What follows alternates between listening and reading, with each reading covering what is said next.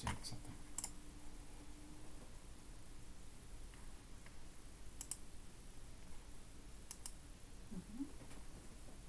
That's different. It's just a different way of doing it. Hi, Sally.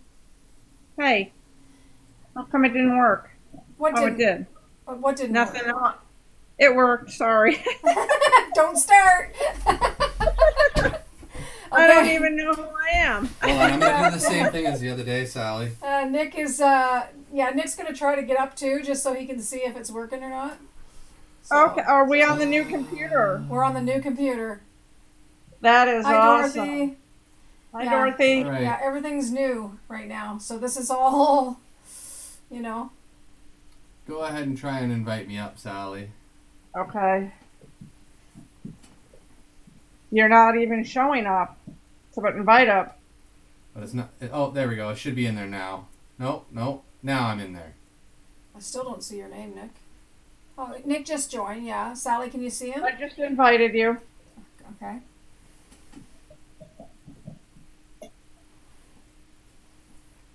Doesn't appear to be working. Hi, Nat.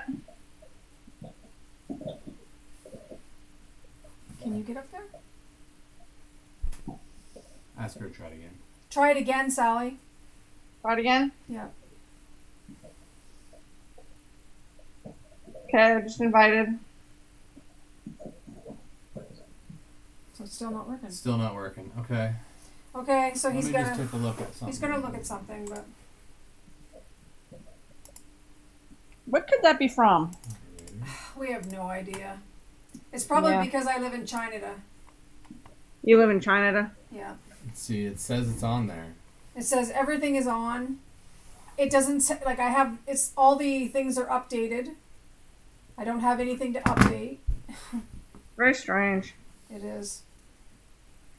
You know, I mean, because it doesn't make sense that some of the moderator stuff would work and other parts of it doesn't work. Like you would think I it would know. either be all or nothing, you know? Mhm. Right, and like you know how they have like all the different things that you can check off. You guys are checked off on every single one. That's weird. It is. Is there a TikTok help or anything like that? I mean, can you like write in and tell them that I'm gonna the go through and do a little bit more digging to see if it's a known issue. If it's a known issue with a bug fix, then I'll go ahead and do the bug fix, and hopefully Yeah. that fixes it. It's gonna take some time. Did Sally. you hear that, Sally? ish? Ish? Yeah, yeah. Okay. He's going to do some digging and see what, you know. It might be a, is this where I go, Nick? I'm just going to try it right here and see what happens. And this right here? For adding him up? Yeah. Yeah.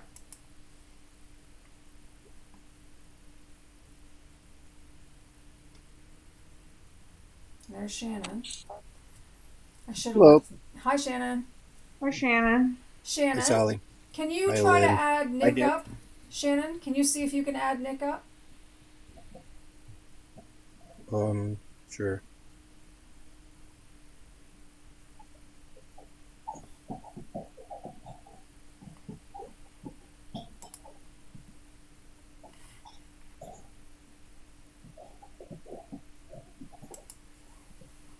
Not by the looks of it, eh? Yeah. If you did it, I didn't get it. So Did you click invite Um, or I have to. you have to find him first? Well, I found him in the on the top thing where the people are who are here, but Right. when I click on it, it just says he's a top viewer. It doesn't. Oh wait, I just clicked on it again. You got to do it on the bottom. I can Shannon. follow him. Add guess. You can't do it from up top. On the bottom. Okay. Yes. Okay. Guess. Yep. Where and it then it says- says, Manage Invite. guess. yep. Mine says modify, manage, guess, live status setting, disconnect. Yeah, that's right. Cancel. Manage guest. And then it'll pop up who's on.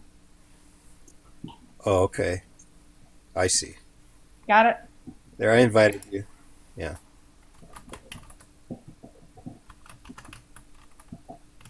No, it's not We're working. sorry you're still sick, Natalie. Sending you prayers, sister. Hope you get better soon. Did it work? No. No. Nope, it must be something to do with China. But anyway, he's going to do some digging, and then There's no way that other people haven't ran into this issue, so I guarantee you I'll find something. yeah, he's gonna look anyway and see what he can find.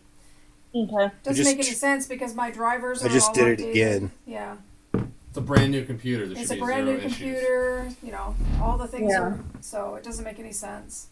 Everything's fresh. You're running Windows Anyways, 11. I'm heading to have a Exactly. shower, so you guys have a wonderful night. Okay, Nick said have a good night. He's on his way. So Thanks, Nick. Night, Nick. thanks, Nick. Yeah, see you Have a later. great night, guys. Yeah.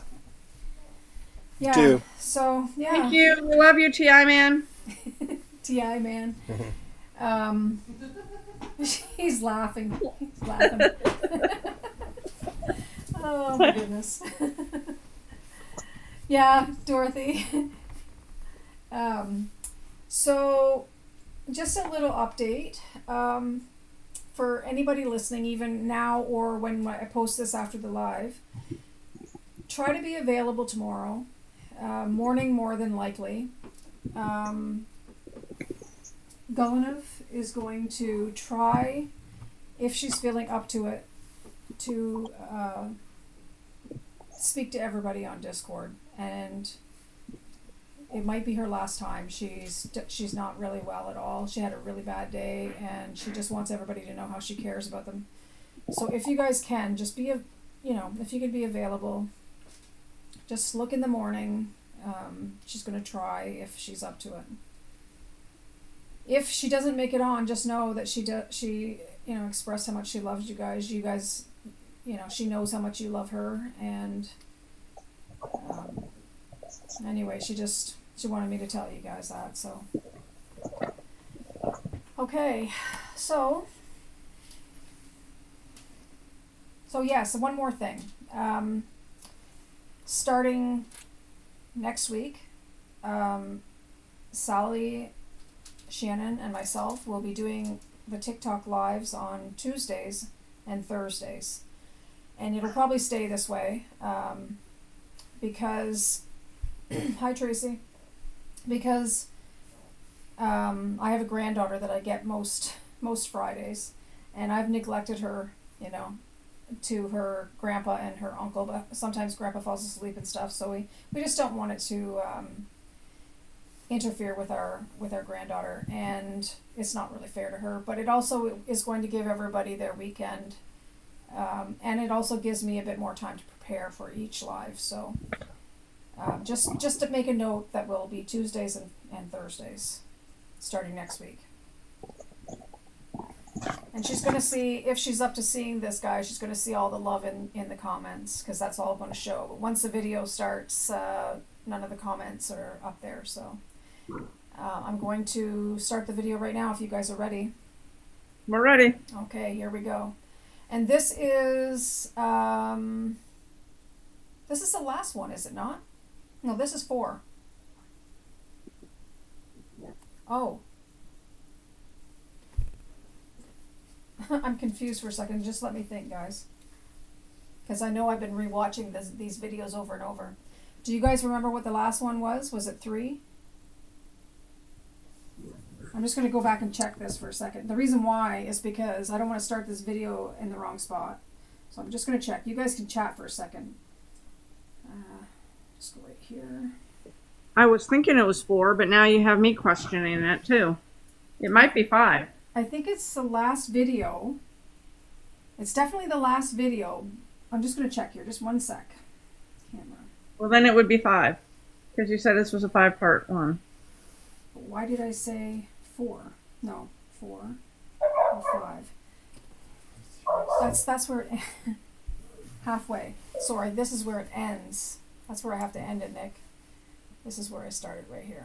This is the 5th video. Okay, so this is part 4.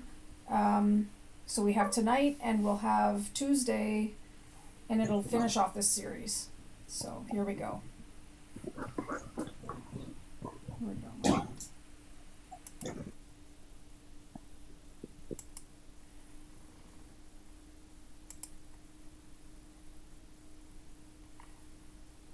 everybody, I'm back with another video.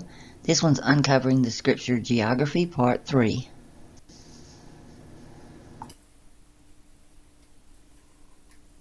I just wanted to make sure. We all know how true the news is, right? And how important stories get buried. Well, I think one got buried in 1949. The New York Times, March 4th, 1949, the Dead Sea Scrolls a hoax. On page 19, there's a half column taken up with a report headed Bible Scroll Find Suspected as a Hoax. It's by Dr. Zetlin of the Dropsy College, who splits with the scholars on the Dead Sea discovery. And we're going to cover that. I gave you the link here so you can look it up.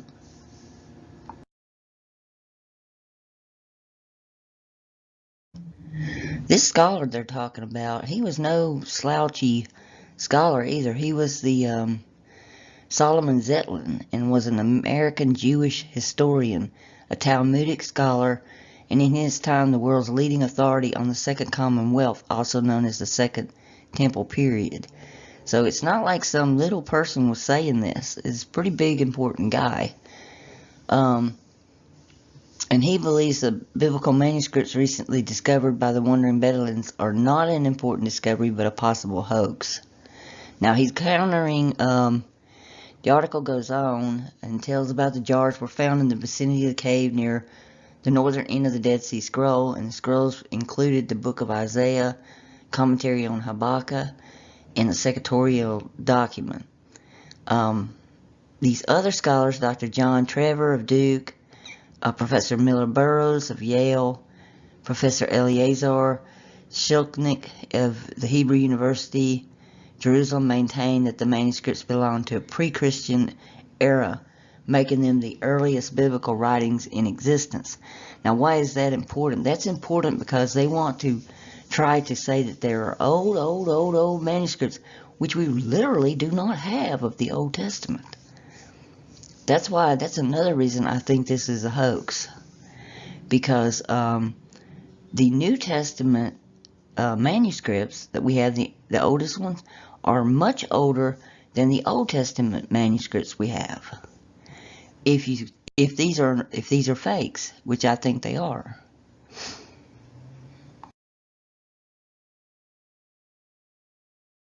This article goes along, he gives his reasons for this, and I tend to agree with him. He said, he asserts these claims to the iniquity are not only open to doubt, but it's difficult to even defend the validity once the documents are subject to critical analysis. In his article, Dr. Zetlin advances a number of hypotheses to prove that the documents date back to the Middle Ages rather than to a pre-Christian era. He regrets that the Bedouin are not thoroughly interrogated by scholars, and that we do not have the jars in which they stated the scrolls were found. That's peculiar too. To establish the authority of the scrolls, he said, other overwhelming proofs must be advanced, and the jars produced to determine the dates. It seems that the entire find is not an important discovery, but a possible hoax. So he's given us a whole nother viewpoint. And we know that the ones that went to the Bible Museum in New York, many of them were deemed to be fakes, and then other ones that have been sold have also been deemed to be fakes. So what's going on here? I think it's the biggest Indiana Jones story that's ever been produced.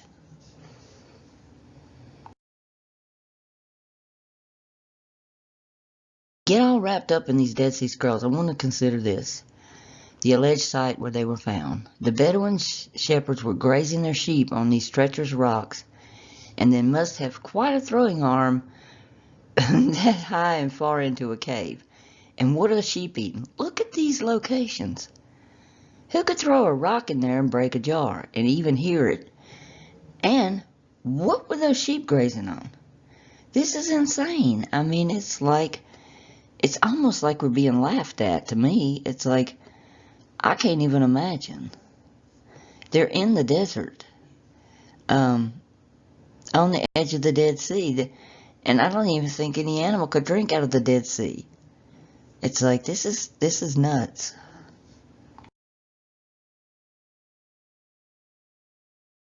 This is the actual cave that the Isaiah scroll come out of, they say. It's 1Q ISA, also known as the Great Isaiah Scroll. And look where that cave is. Would shepherds really be walking their sheep up on those rocks far enough to throw a rock in there and break a jar? I mean, that just looks insane to me. It's like it doesn't make any sense.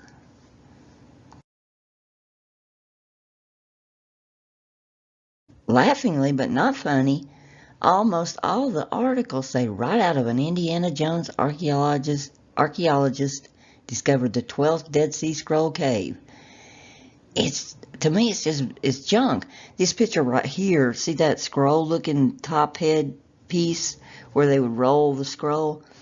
This is the museum, actually, and it has a copy of the original, it says, because it's too fragile to be put on display.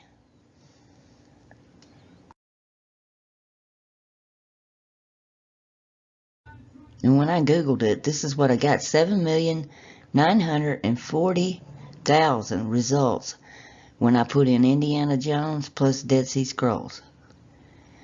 That's insane. I mean, that's how many articles that tie these two words together.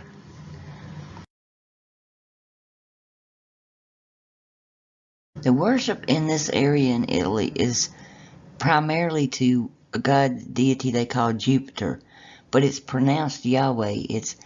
Way back then, all the statues and stuff had I-O-V-E, and the I sounded like a Y, the O a H, the V a W, and the E an EH.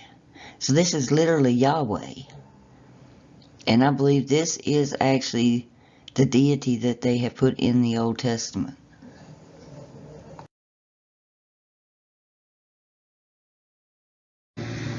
And we can connect Jupiter to the Old Testament directly, and most people don't even know this. But like in Genesis 14:18, it says that Melchizedek, king of Salem, brought forth bread and wine, and he was a priest of the Most High God. Okay, what I got when I looked at this, I was surprised because Zedek, this right here, the red, I've got it color-coded, it goes directly over here to Morphics Hebrew Dictionary, and it's Jupiter. It can also mean justice, fairness, or righteousness, but it is primarily Jupiter as a name.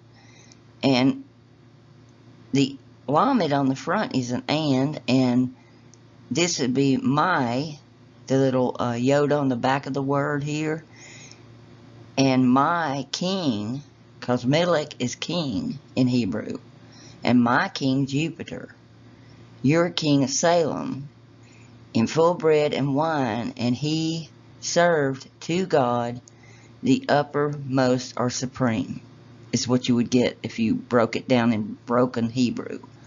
An interesting, Jupiter is from the Proto-Italic Deus, which means day or sky, and Pater, which means father, thus father sky.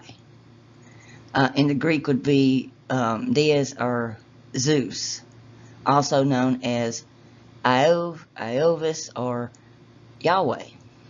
He's the sky, god of the sky, thunder, the king of the gods. You know how it says in Psalms, Yahweh sits enthroned among the gods and the holy heavenly council of gods.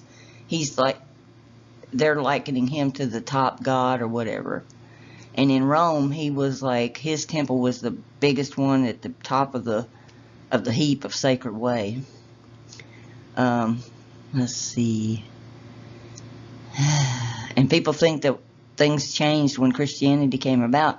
Did not. And still, Yahweh is still being worshipped, or Jupiter. It's just the same person and nobody knows it. And you know how when you watch a movie they say, by Jove? By Jove, I think that's where they got that from. It's crazy.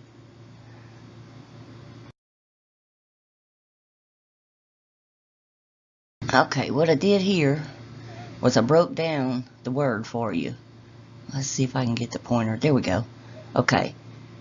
Zedek right here, and it's read from left to from right to left. It's always so weird. As Jupiter, and I showed you that in the Morphix dictionary. Okay, this Lamed that I've got color coded green, that means and. That is a prefix.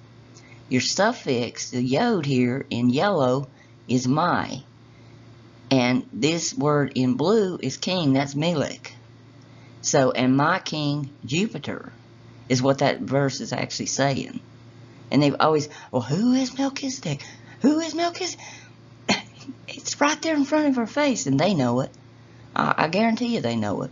But I hope this will help you understand about my cards, too, when you see my cards. When you see me color coding like that, it's because I'm breaking down the prefix, the suffix, the main word, and what's actually there, so you can see how I come to the conclusion I came to. And that's just basic Hebrew. Your prefixes are like and your suffixes are your pronoun, and then you have your subject, you know. But I encourage everybody to study primarily Greek first and then Hebrew, because I know all the scholars will disagree with me, but I think that what we had in the first century was primarily Greek. Some Hebrew, but primarily Greek.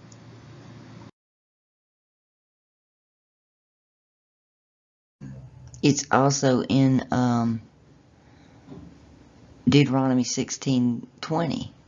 It says, Jupiter, Jupiter, for the sake of Jupiter, Jupiter, you will live and inherit your land from which your God Yahweh gave you.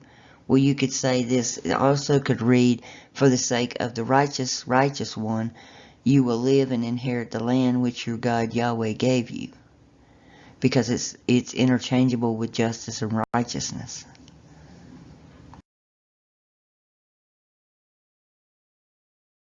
So now we can understand these coins.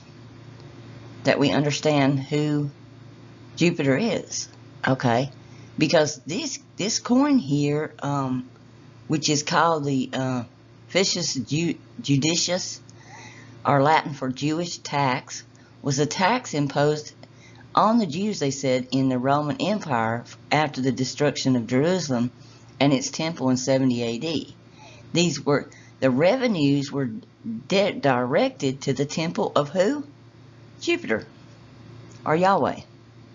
So, the Jews are the Romans. This was not directed at the Jews. This was directed at the Romans, who are the Jews. And what they were doing is taking this tax, the Nerva, and giving it to the temple, which is Yahweh. Same one they're worshiping today. And they say it was, your historians are going to tell you it's to support the cult of Jupiter Optimus Maximus on the Capitol, served in commemoration of the Flavian victory in Judea, just as effectively as the monuments erected in Rome that call for the event. But this is actually a Jewish coin given to Yahweh, because Yahweh was the God that was in that temple.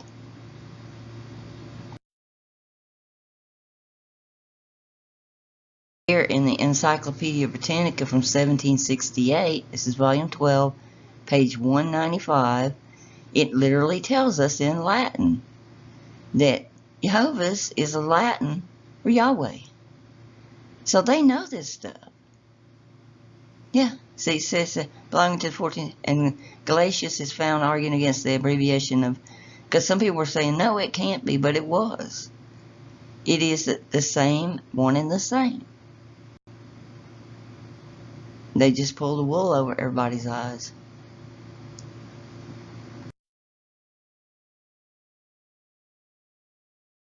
We can see this was their opinion too, and like this is a extra biblical text, but it was written back at the same time of all this, and you can see in the Gospel of the Holy 12 that Yahweh was the same person, because you have the priest going to offer burn incense to Yahweh, and they've got it written as Jehovah. So there's just no way around this. This is Yahweh. That's who they considered Yahweh. And it's really funny because he's the lightning bolt. The eagle and the oak tree are his symbols, and he's always surrounded, he said, I'll bear you up on eagle's wings. He presents himself in clouds with lightning and lightning bolts, and then you're talking about the oak tree in there, the Elon. There's just no way around this. And the scholars should definitely know this stuff. It's crazy.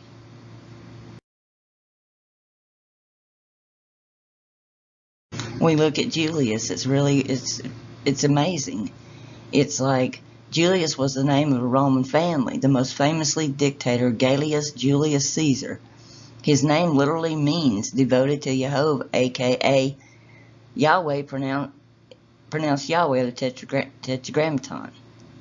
So even Julia and Julius Caesar and all that's devoted to Yahweh. And ironically, Judas and Judah in both Hebrew and Greek are the exact same words, no difference. So how much of the New Testament is actually translated correctly? Probably tons of it is wrong.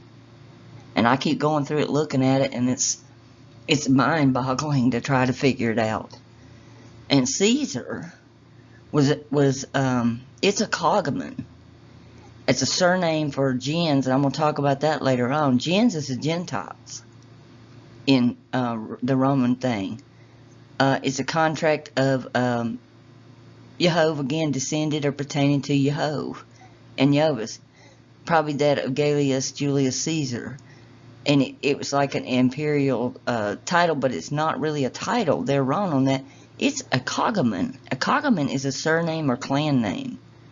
It has nothing to do with rulership.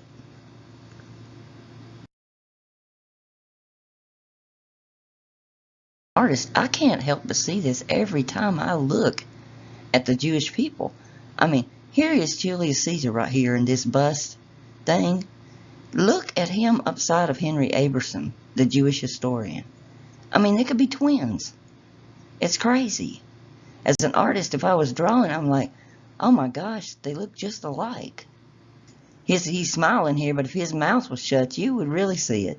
Because you can even see the little, like the indentations here in the mouth area, and the little wrinkles around the eyes, and this little bridge thing here, even the shape of the eyebrows, the forehead, and the nose. My gosh, you can't miss it. And I know that sounds ridiculous, but if you draw and you're a portrait, you do portraits, you cannot miss this stuff.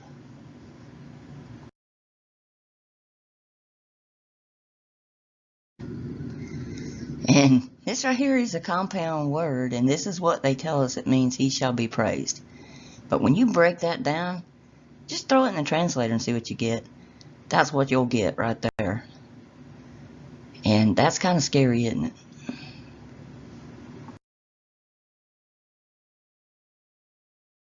This is from WordSense. And if you look here, I'm not kidding, it's a noun, and that's what it means. And it can also mean this right here, too. That's scary, too. But everything is for a reason. Everything is for a reason. I'm not reading these out loud because I don't want to get another strike on here. But just take a look at them and read them for yourself.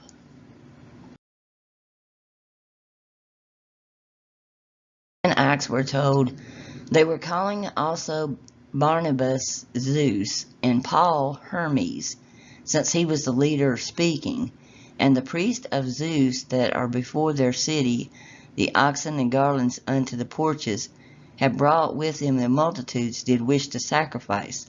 And having heard the apostles Barnabas and Paul, having rent their garments, did spring into the multitude, crying, why are they wanting to call them these foreign gods? It's because on their temple, their priests are the Jewish priests.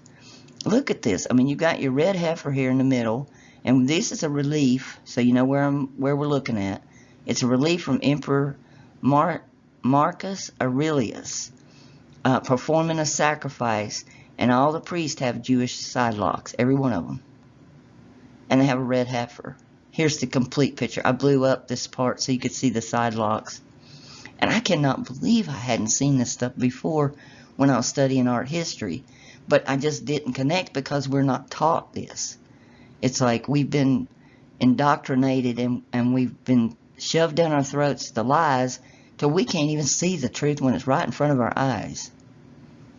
You know, maybe that's what they meant in the Old Testament when the rocks will call out from the wall. You know, it's like people will start seeing.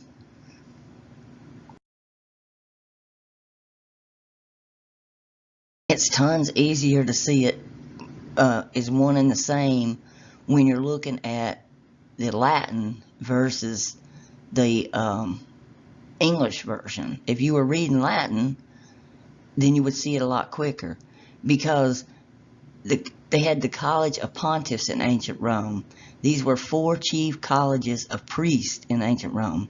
Now, when you go to look at the Latin, like in Mark 15:11, it says, "But the chief priest stirred up the crowd to have him release Barnabas for them instead." Now, when you look in Latin, the word for priest is pontifex. It's the same as this word here. It's just that's a plural. But it's amazing, you know. And then when you come down to John 19:50, they cried, away with him, crucify him. Shall I crucify your king?" And the chief priest answered, "We have no king but Caesar." Now, when you look at the word for chief priest, again, it's pontifex. It matches the ancient Roman Empire. But people aren't going to see it because they're not reading it in that language. And they had four groups, and Josephus gives us 4 major groups for the Judaism also. It's like it's the same thing. They were worried about insurrections constantly, just like the Romans were, because they're one and the same. Here's a Roman priest, and they say it's from 215 AD. I don't think so. I think this is 1st century. Just looking at the reliefs on that, the other thing I just showed you. But it definitely has a Jewish sidelocks and the Jewish looking cap.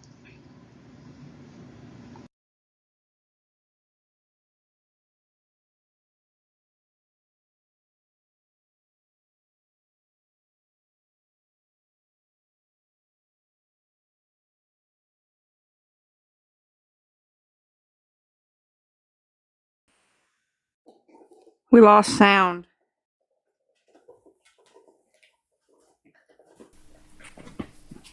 No, it's okay. There's a couple spots that, for whatever reason, when she was doing her voiceover, it didn't come through, or she just wants you to see the picture. I'm not sure, but it didn't come through on her video. So Okay. Okay.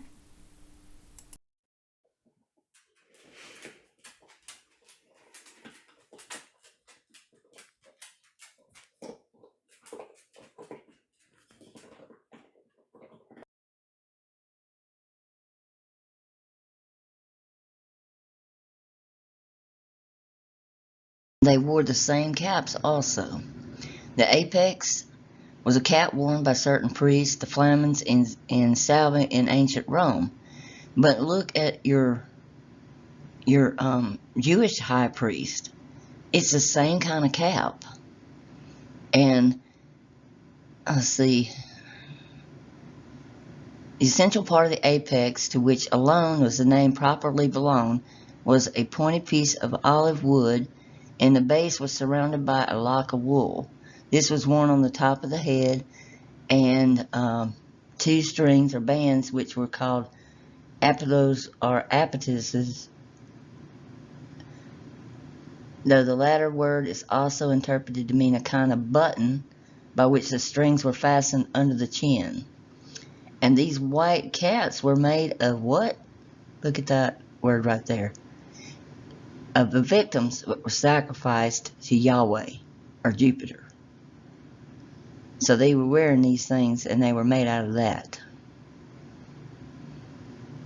That's scary. And they were fastened by what? An olive twig. And that's also Jewish thing, is the olive thing. I gave you a reference on this so you could go read it if you want to.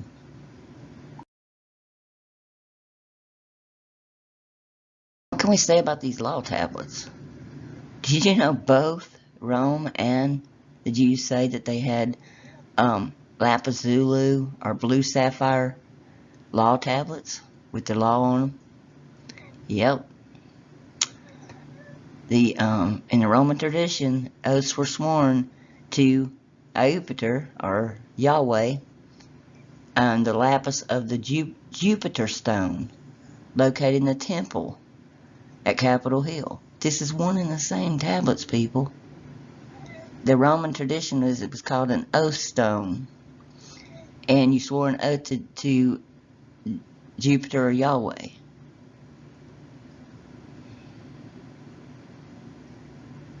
And this is recorded even as far back as like 1907. They were talking about this, so they've known about this a long time.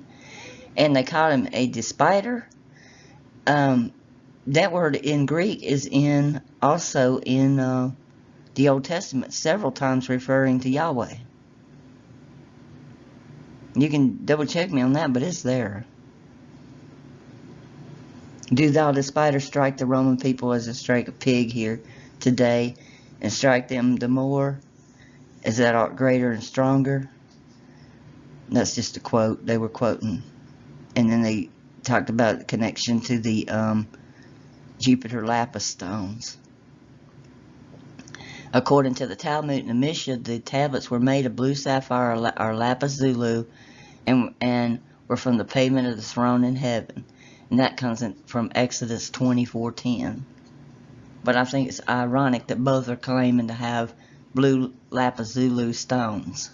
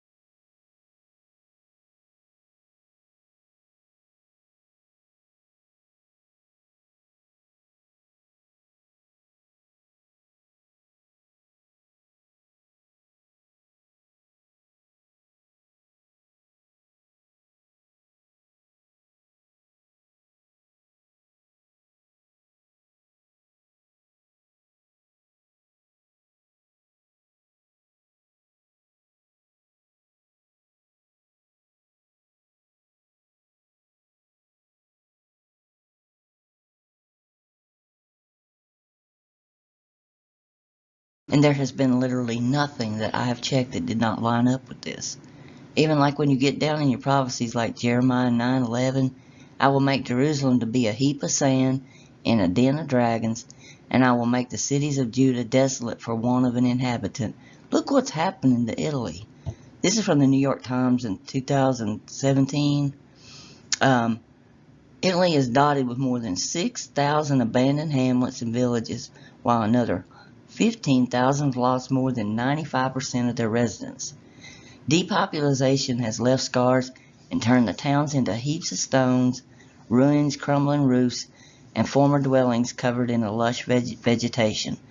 They are offering homes for $1 to $5 in many places in Italy just to get people to come live there.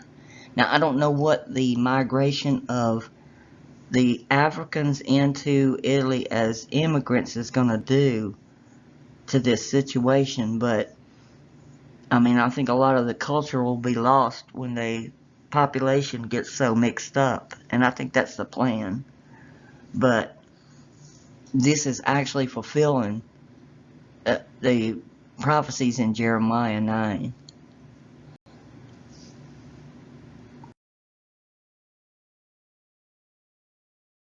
Tell you something mind-blowing that I never saw, and I just can't believe that I've gone all these years and didn't see this sooner. I'm thankful to see it now, and I hope more will see it, but it's very scary that we could be in a religion worshiping and practicing that we don't even understand what is there. And yet we're so, I mean, people fight online about all this. I mean, they fight about the text and they fight about the Old Testament and like following Hebrew roots and stuff. And it's like, they have no clue what they're doing at all. And if you don't believe me, just keep watching my videos. Eventually it will sink in that we've been lied to. But it wasn't Jesus that sat on the judgment seat and was the king of Israel and was anointed. It was Herod and Pilate. Yes, I said Pilate. I know people, that's going to blow people's minds. But in Acts 4:27, we have in English, for of truth against the holy child, Jesus, whom thou hast anointed, both Herod and Pilate, Pontius Pilate, with the Gentiles and the people of Israel, were gathered together. Now, when I looked at that sentence and made sure it was accurate, this is what I got. For indeed, in truth, they conspired against the holy child, your Jesus. Herod and Pilate, Pontius Pilate, both being anointed with the nations and the people of Israel. And how do I know this is accurate from Acts 4:27? All you got to do is go back to John 19:13 and Matthew 27:19, because both of them tell you that Pilate was sitting on the judgment seat. And then you go back to the Old Testament, Proverbs and Psalms, you know that nobody sits on the judgment seat unless they are anointed king of Israel. And John writes, therefore when Pilate heard these words, he brought Jesus out and sat down on the judgment seat at a place called the Pavement, but in Hebrew it's Gabbatha. In Matthew 27:19, while he was sitting on the judgment seat, his wife sent him a message saying, have nothing to do with this righteous man. For last night I suffered greatly in a dream because of him. And this right here saying righteous man, that was James the Just, who is also called Jesus Christ according to Josephus. That's why she's using righteous man. So she was actually warning about James the Just.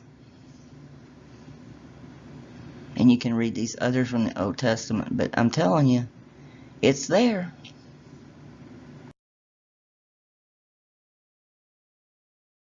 Fragments of parts of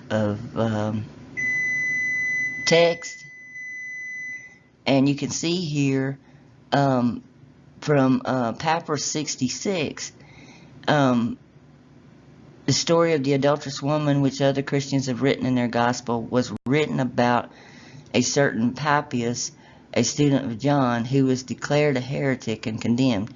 Eusebius wrote about this. There are laws in that matter which Pilate, the king of the Jews, wrote of. Sorry about that, my buzzer's going off. But we have Pilate being king of the Jews written by Eusebius, one of the church founders. It's amazing.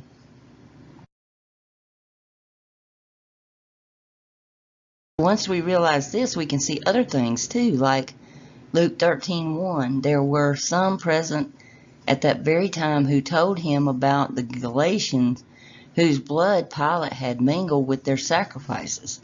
So Pilate also was a high priest. And who are the Galatians? They're the Gentiles, because the land of Zebulun and the land of Naphtali, the way of the sea beyond the Jordan, is the Galilee of the Gentiles. We learn that in Matthew 4:15. A lot to take in.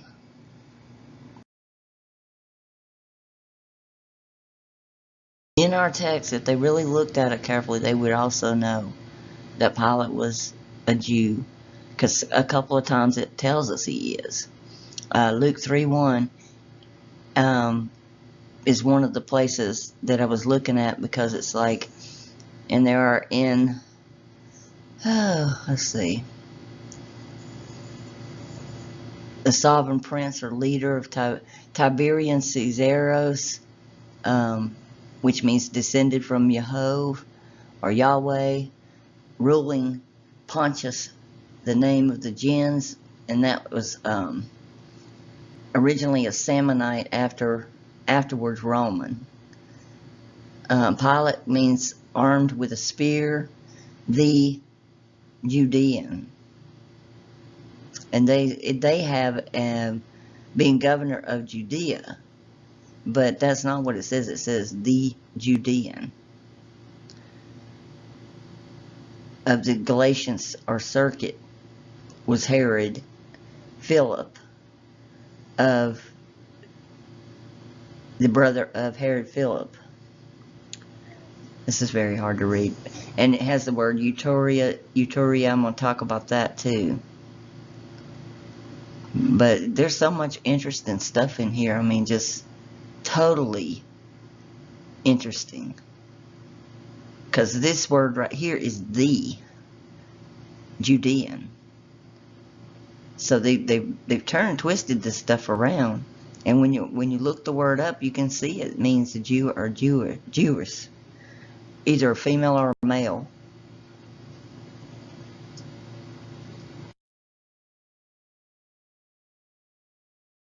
Most people don't realize, even though we have like Judges 11 in the Old Testament where Japheth, sacrifices his own daughter, but it doesn't click in their brain for some reason.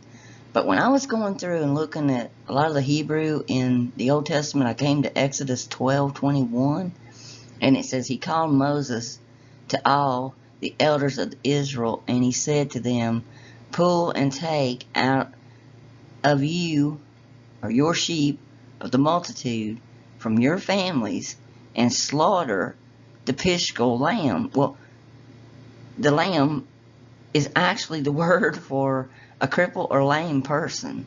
Now, how do I know that? Okay. All these little neku here, the little accent marks, weren't until the 11th century AD or CE. So they were not present. So these words are identical. One of them is the Passover, and one of them is the lame. And it literally meant a lame person, a real person. And you can see that to pass over, when you come down here, to be lame, to limp. It's like they're the same word, people. Human sacrifices all throughout the Old Testament, and people don't even see it.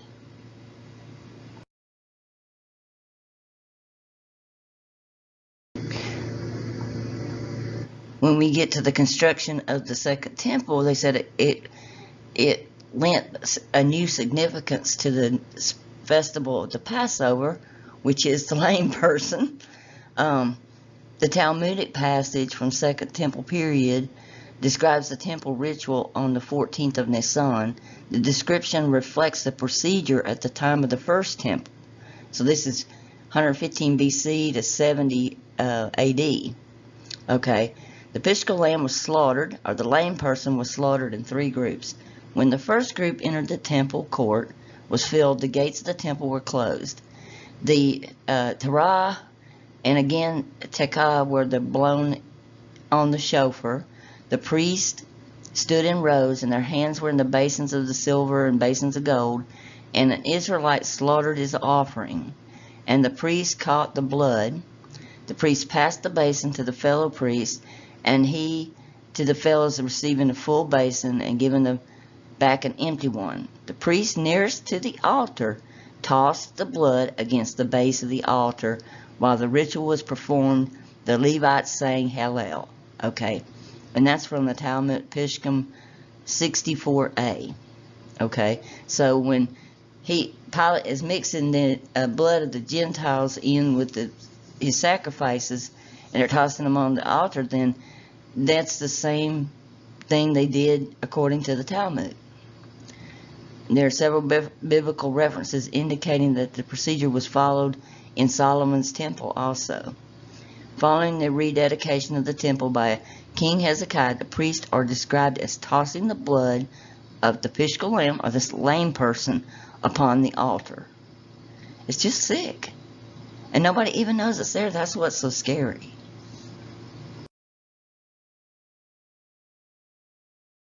And ironically, Pilate is connected also with Italy.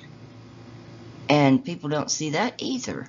was governor of Judea, and Herod was the tetrarch of Galilee, and Philip was tetrarch of Iturea. Iturea is actually a big section of Italy right there by Rome. Okay. The second inscription, which has been lost, this is talking about a second pilot stone. They found a pilot stone, and legend says that Pilate died in exile in Ameria. Ameria is in Italy. Okay, and they found a stone inscribed to Pilate, just like the other Pilate stone, but it's missing, of course. It's gone, it's lost, they say. But this is this is a photo, and it's like, so there was a second Pilate stone in Italy.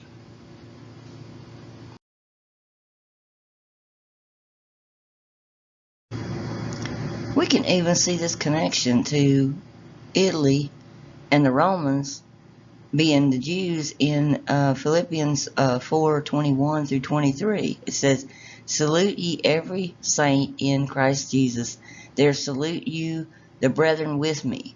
There salute you all and saints, and specifically those of Caesar's house."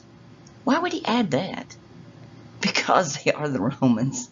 "And the grace of our Lord Jesus Christ with you all. Amen."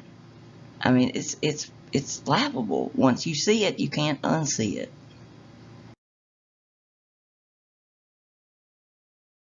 There are two more verses that tell us that the Jews are the Romans. Luke 23:2. "And they began to accuse him, saying, We found this fellow perverting the nation," okay, "and forbidding to give tribute to Caesar." So they're saying their nation and giving tribute to Caesar, saying that he himself is a Christ and a king. So they're likening Caesar the Christ and king. John 19:15. "And they cried out, away with him, crucify him. Pilate said unto them, Shall I crucify your king? The chief priests or pontiffs answered him and said, We have no king but Caesar."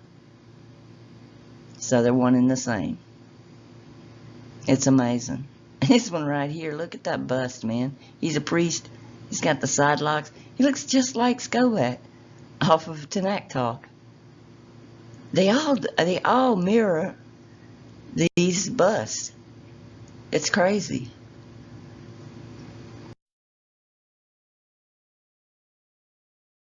And here we have another verse, Acts 17:5.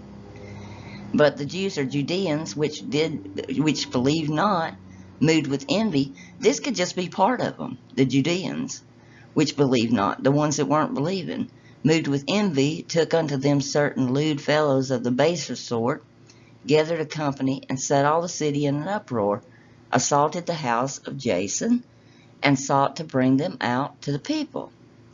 And when they found them not, they threw Jason and certain brethren unto the rulers of the city, and these have turned the world upside down, are come hither also, whom Jason hath received.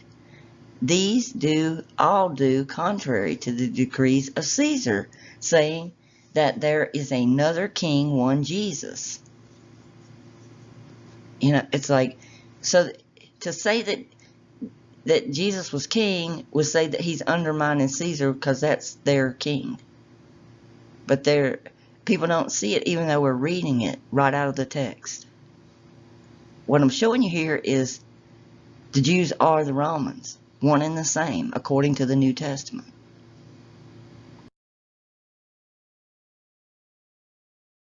This is something nobody's going to show you. You know, like Adam Green and some of these YouTubers that want to deconstruct that Christ even existed. It's like, you can't. It's everywhere. The proof is everywhere. You're just not looking in the right place. Okay, this is a graffiti of Christus that's in the Palace of Tiberia on Palatine Hill in Rome, Italy. Okay, Christus is another word for Christ in Latin. This writing also has the word Pilate on it. Now what we see here is two crosses, you know, and a crucifixion happening.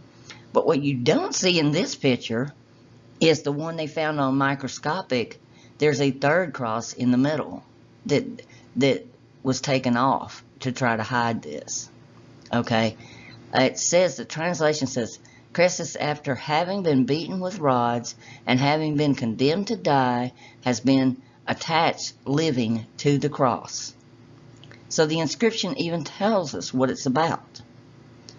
And it's scratched on the level ground close at an angle of passages which lie under the structures adjoining the Bridge of Caligula and the neighborhood of the Civilis Victoria. The building is a gallery made by Caligula to connect the palace with the Forum. Let's see, it says, later incorporated into Nero's Domus Transitory. It's part of the Farnese Garden. And it's just called the Crucifixion, and it's in the Palace of Tiberius. So who did Pilate write his letters to? Tiberius. So who do you think this is about right here? And when do you think it was put on that wall? They're trying to say it was put on there later, but I don't think so. There's no way.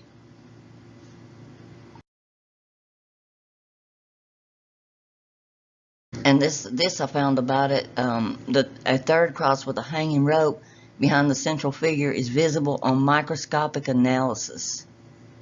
So you can actually buy a copy of this print of this, even though this wouldn't be copyright because it's so ancient.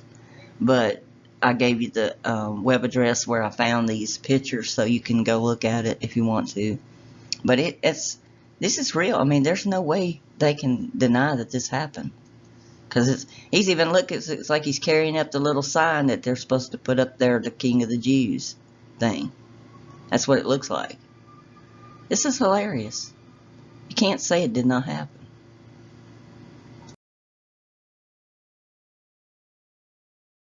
And some people believe, because of the crudeness of the picture, that it was done by the soldiers who were active part of the crucifixion on Calvary. So, that being the case, then you would know where it happened. It happened in Rome. It did not happen in the Middle East. It's amazing. You can read this too. I gave you, this is from the same site where they had the picture for sale. It's a print. I don't know what people say. Oh, but that was a Roman form of capital punishment. That was not a Jewish one. Well, they need to go read the Torah then, because they don't know the Torah. Because in Deuteronomy 21:22, this is how people were killed. If a man had committed a sin worthy of death, he is to be put to death, and thou hang him on a tree. Well, when you look at the word for tree, it's talah, eretz, and it's to hang up for display, but with pieces of wood. So this is exactly, and it even says, his body shall not remain all night upon the tree, but thou shalt wisely bury him that day. So all this junk about that people don't die on the same, that's just bunk, man, because it's like, it's in the Torah that the same day they're hung up, they have to be buried that day, just like Jesus was.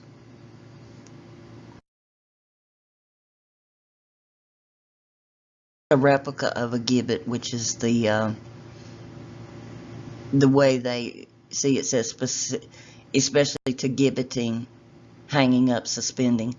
And this is a gibbet that they found in the UK. It's a replica, but this kind of gives you an idea of what it would actually look like.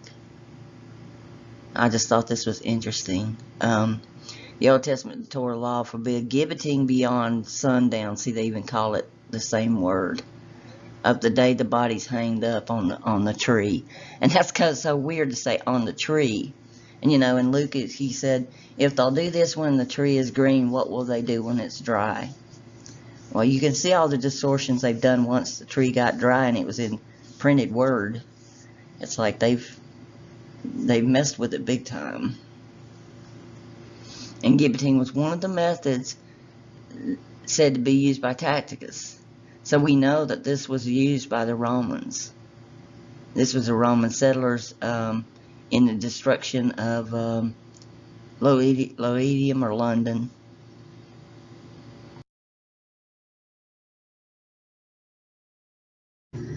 Now, I looked back at this verse, Luke 3:1. There is so much information in this verse. It's like, now in the 15th year of the reign of Tiberius Caesar, Pontius Pilate being governor of Judea, is what they have in the English. And there's some problems with that, but I'm still looking at that verse. Herod being tetrarch of Galilee, which meant the circuit, and his brother Philip, tetrarch of Iturea, and the region of Trachonitis and Liasis, and tetrarch of Abilene. Okay, well, when you look at the word Iturea, I believe it is actually this area here. They spelled it with an I, and we have it in an E in the Latin, and it was a region of central Italy, located in an area that covered part of what is now Tuscany, Arezzo, and the northern and western Umbria. And Umbria is where the Pontius Pilate stone was found. All this ties together. And see, our Strong's tells us it's a district of Palestine beyond Jordan. But it comprised this whole area right in here. And it was the Etruscans that actually, they think, originated in this area.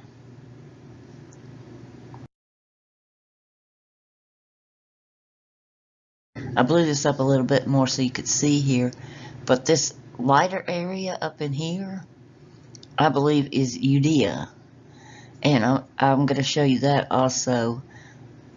I hope I put it in this one. I don't know if I put it in this video or the next one. These are so long, but the people of Iturea, identified as Etruscans, they influenced way up into here in the Po Valley and way down in here. This is a map. They expanded about 500 BC to these other areas. They started out in 750 BC. And they went way down in the southern region too. And out to the island there.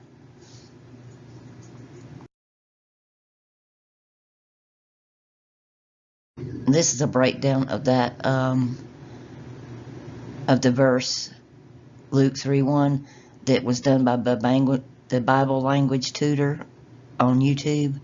And I just went through and looked at what he got. He said, in the year 15 of the reign of Tiberius Caesar, when he was governor, Pontius Pilate, he's got but I think it's the Judean, and what was tetrarch of Galilee, Herod, Philip, and of the brother of his was of Iturea, there's that word, and Trachonitis, the region of Lycerius of Abilene was tetrarch, and Lycerius of Abilene was tetrarch. So Lycerius is actually, he's calling that a name.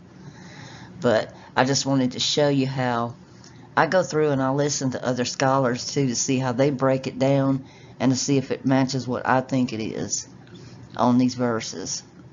And there's 2 or 3 of them on there, and I've tried to talk to him about things like the DE word. See, he just blacks it out.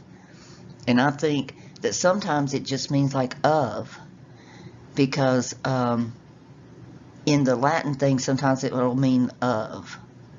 And I think John was mixing up Latin, Greek, and Hebrew, and even some French in these verses.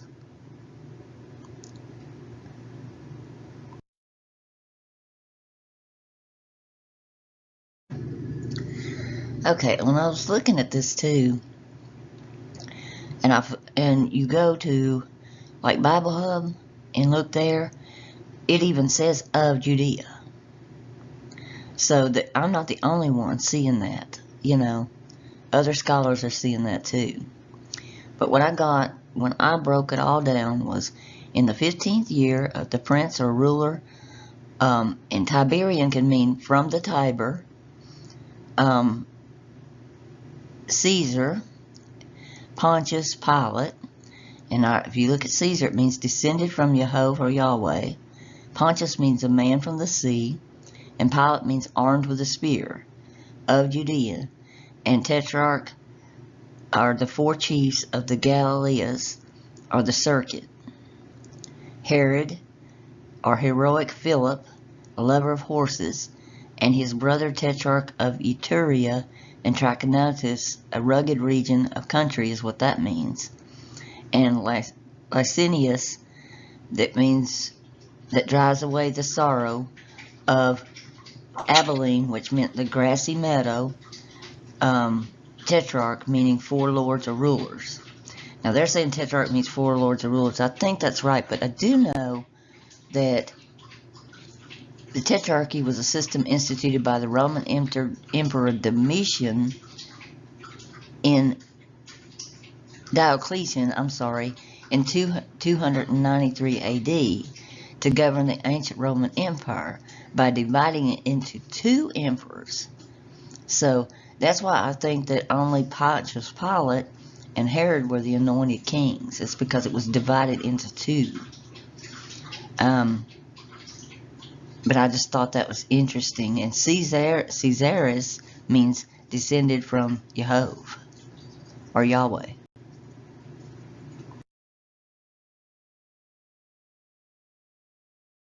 So I took the Latin too. And when you translate the Latin, you get Pontius Pilate of Judea. Same thing.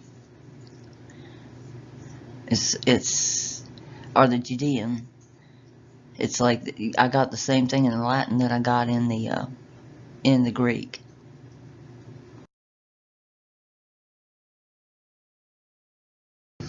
I showed y'all in the Matthew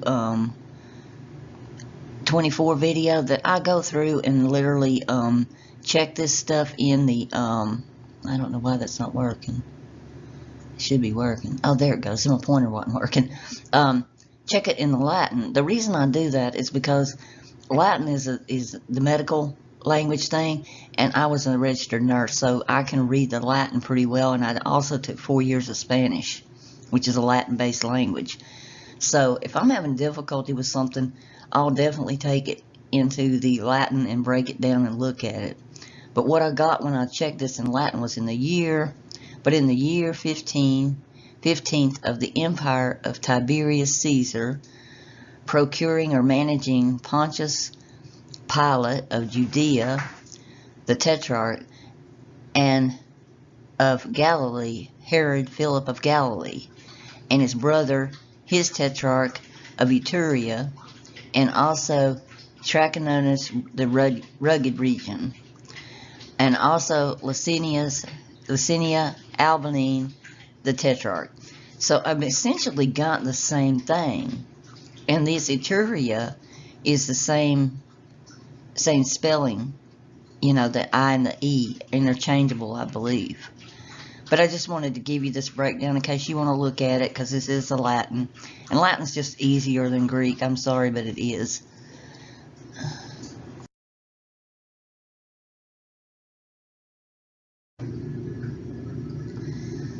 I wanted to talk about this word Caesar here, Caesarus.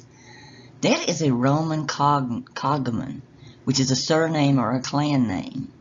I always thought it was like the title for the Caesars, for the emperor, but it's actually a surname or clan name of the gens people or the tribe. And Julia means descended or pertaining to Jehovah or Yahweh or Iovis. Okay. And it's like Caesar could apply to anybody that was from a certain clan. It's a clan name. It doesn't necessarily have to be like the emperor. But I guess with the movies and all, we always think of the emperor, but it's the gens or the tribe of a person. And Galilee literally meant circuit. And we're going to talk about that too, because that's interesting. But I just wanted to go over this particular word because it's a proper noun. It's a cognomen, a surname, or a clan name.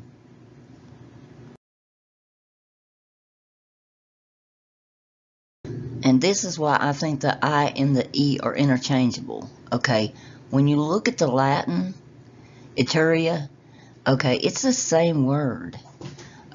Because when you look at the pronunciation, it's an I spelled in, when you look at the English, they have it spelled with an E. This is why this happens, because the long I in Latin makes an E sound. In a tangerine, like I makes an IH sound in mid. So tangerine, and it makes the same sound. So these would have been interchangeable back and forth. It's kind of like the B and the V thing. But I wanted to let y'all know that. And I know, I told you this first pilot stone they found, which just happened to walk away or get lost. How do you lose a big pilot stone? I don't know. On purpose, probably. But anyway, it was found in this region, the region that we're talking about. So this makes perfect sense.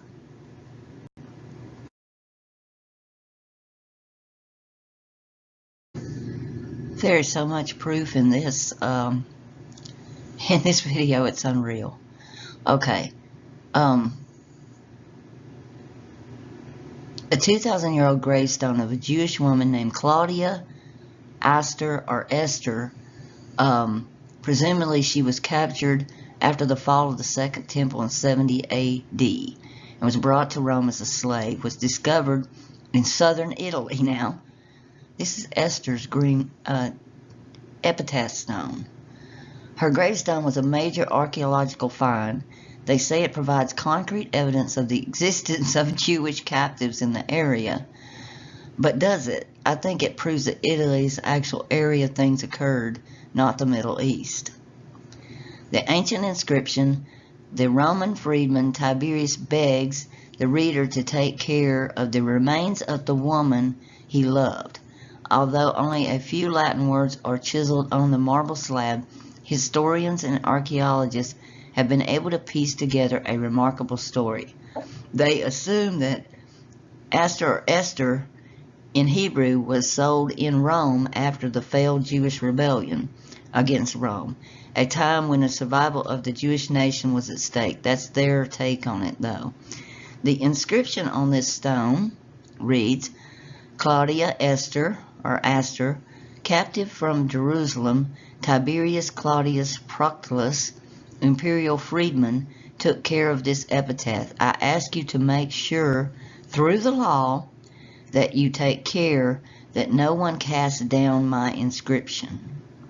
So he's even mentioned in the Jewish law. But this is Esther's tombstone, and we find it in southern Italy.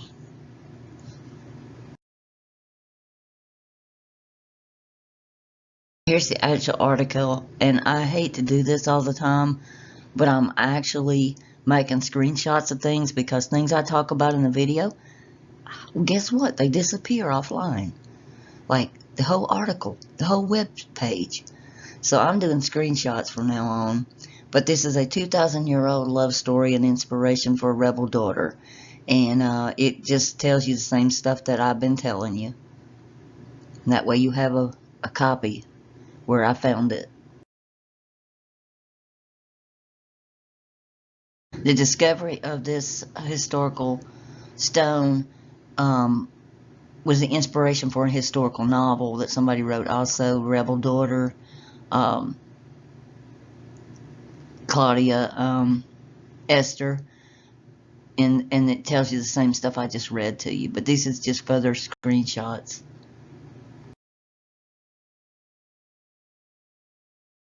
And I'm giving you the whole thing so you can read the whole thing.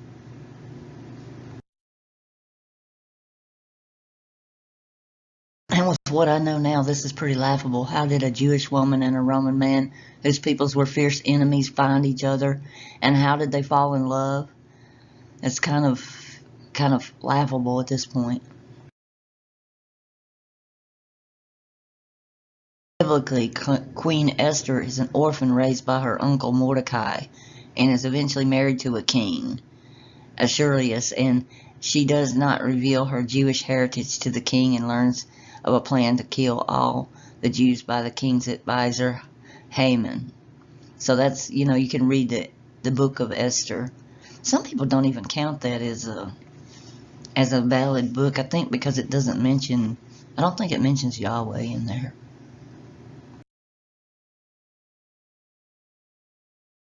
More proof. Jeremiah 9:11. It says, "And I will make Jerusalem to be a heap of sand and a den of dragons, and I will make the cities of Judea desolate for want of an inhabitant." Look at all the dragons that are in Rome. And Revelation, we've also got the dragon. I think Yahweh is the dragon. If y'all have watched my video on that stuff, you'll know where that's coming from. But it's pretty interesting that this matches so well. These are shots from the Vatican also.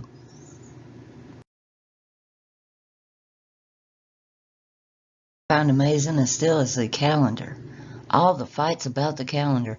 That's a Roman calendar. That can be Yahweh's calendar. Oh yes it is, because they match. Okay. March 17th was important ancient Roman for 3 reasons. They tell how they set aside the first fruits for Jupiter.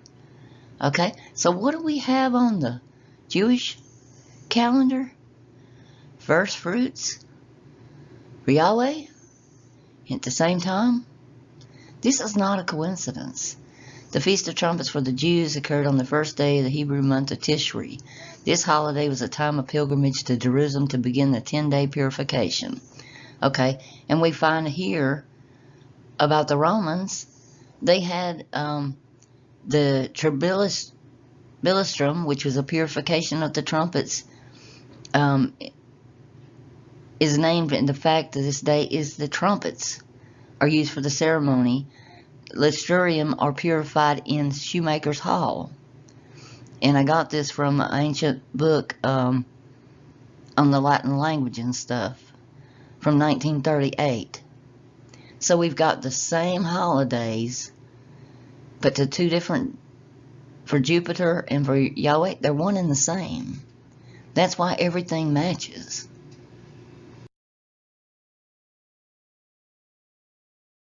We look at the Roman Passover and the Jewish Passover, the same temple, the same deity was being worshipped.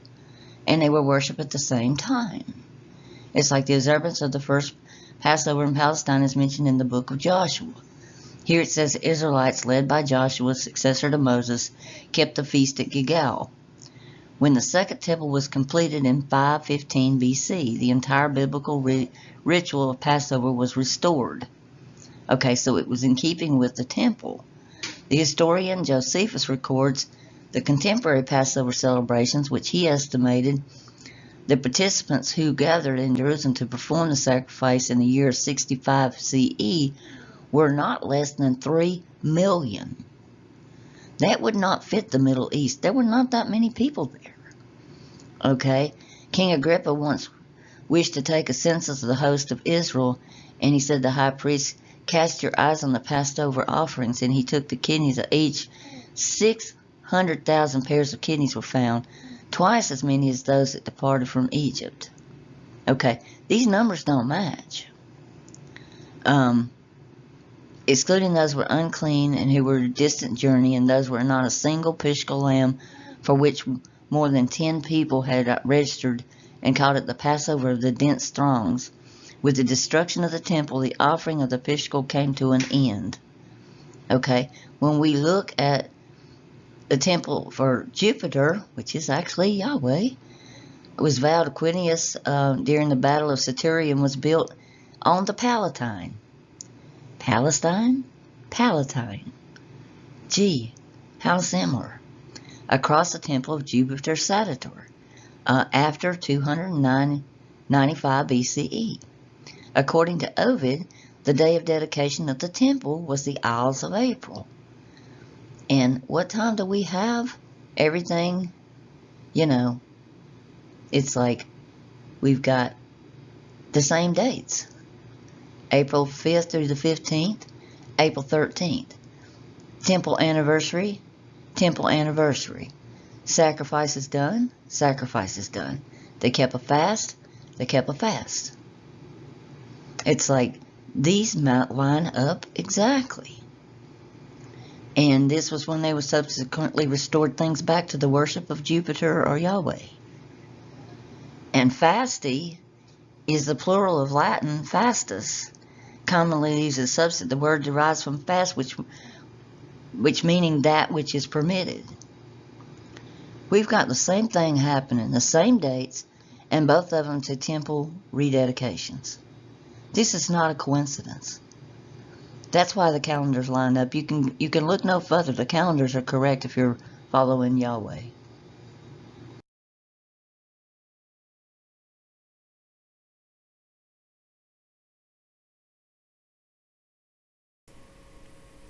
And there you go, guys.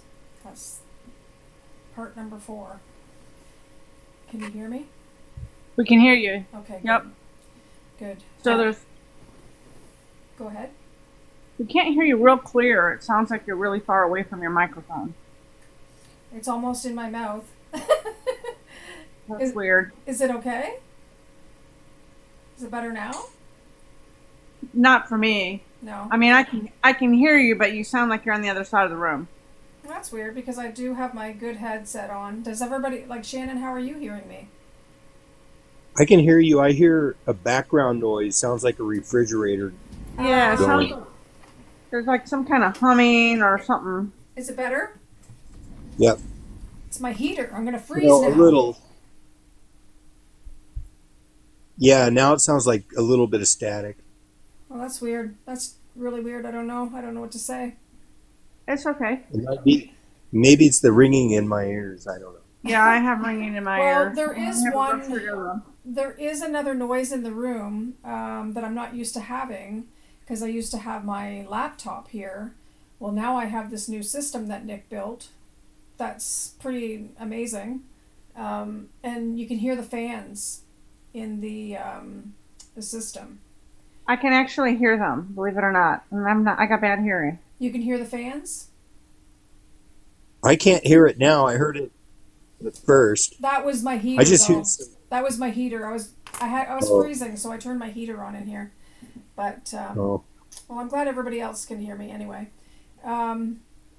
Yeah, isn't that weird though? Like when you're going through her videos and where she's showing you about Italy, how the names are like so similar, like Palatine and Palestine, and like Jerusalem and Irusalem or whatever it was that she showed us last week, and so many other ones that she's found. There was even the name of a people group that I can't remember the first part of it. Was Tuscan at the end of it, but the first thing that came to my mind was Tuscany. Yeah. It's like it's almost laughable when you see The everything. Etruscans. Yeah, the Etruscans. It's almost laughable, like how it's right in front of our eyes, and if people would hear and see what she's showing, they'd see the deception right away.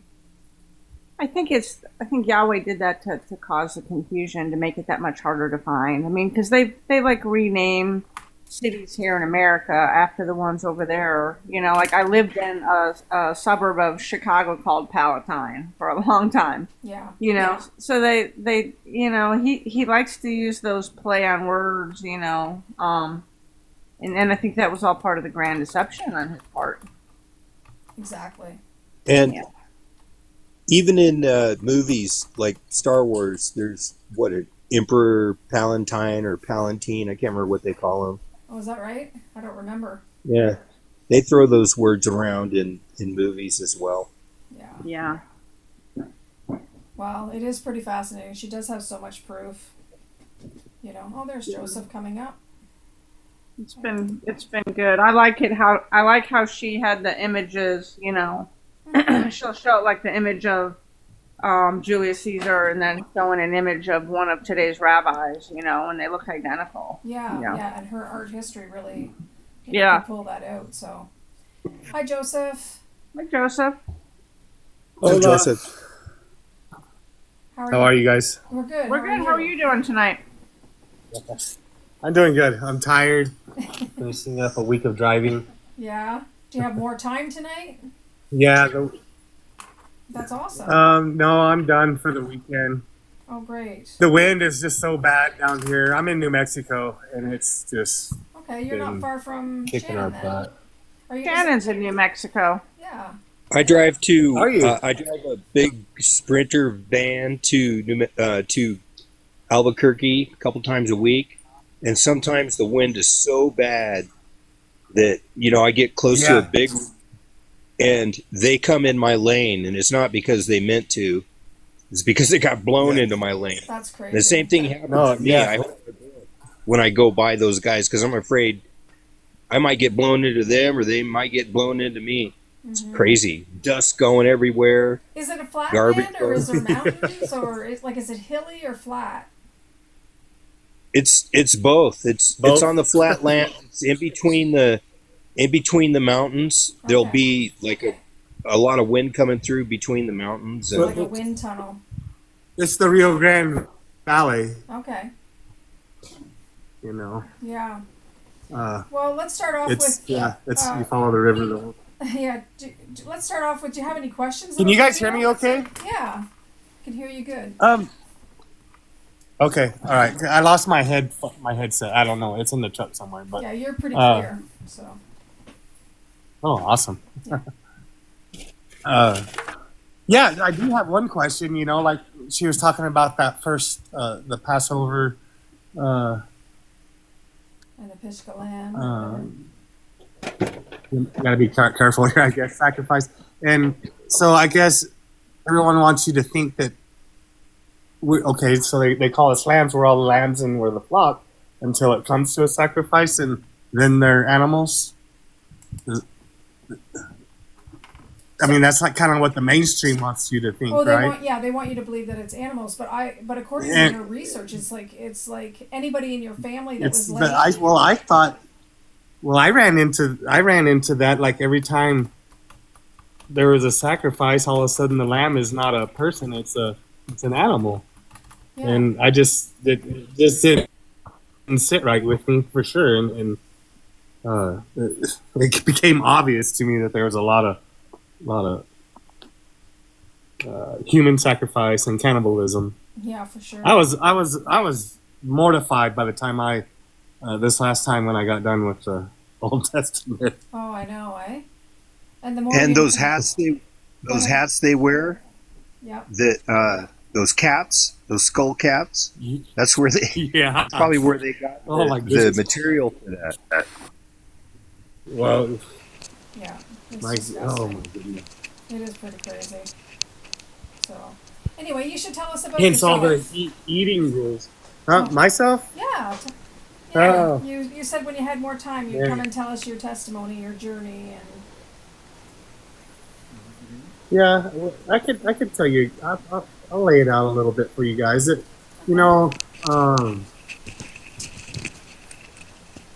guess like all you guys, my childhood was a mess. My mom left when I was very young. My dad took care of me and my brother, his adopted son. And eventually on down the road, we got kidnapped because of something that happened between her and a gang of guys. And so we were in and out of some crazy clubs and scenes and stuff all through that's horrible. just some crazy stuff. Yeah. And so eventually my uncle got out of prison and he kind of was able to infiltrate, I guess, and he went and picked us up and took us to my dad. We were actually just right down the road from my dad. Wow. And you did, But, and he boy, didn't that know started. he didn't know you were just down the road. No. That's crazy. Yeah. No, it got crazier and crazier from there. Most people don't know the true meaning of riding shotgun. No. We learned that at a young age. Wow. I saw my grandpa paint his shoes black. Wow. just went through all of that, but all that calmed down and we had a good childhood. My dad raised us good. Went through a couple of stepmothers. That's not ever some weird stuff there. Mm-hmm.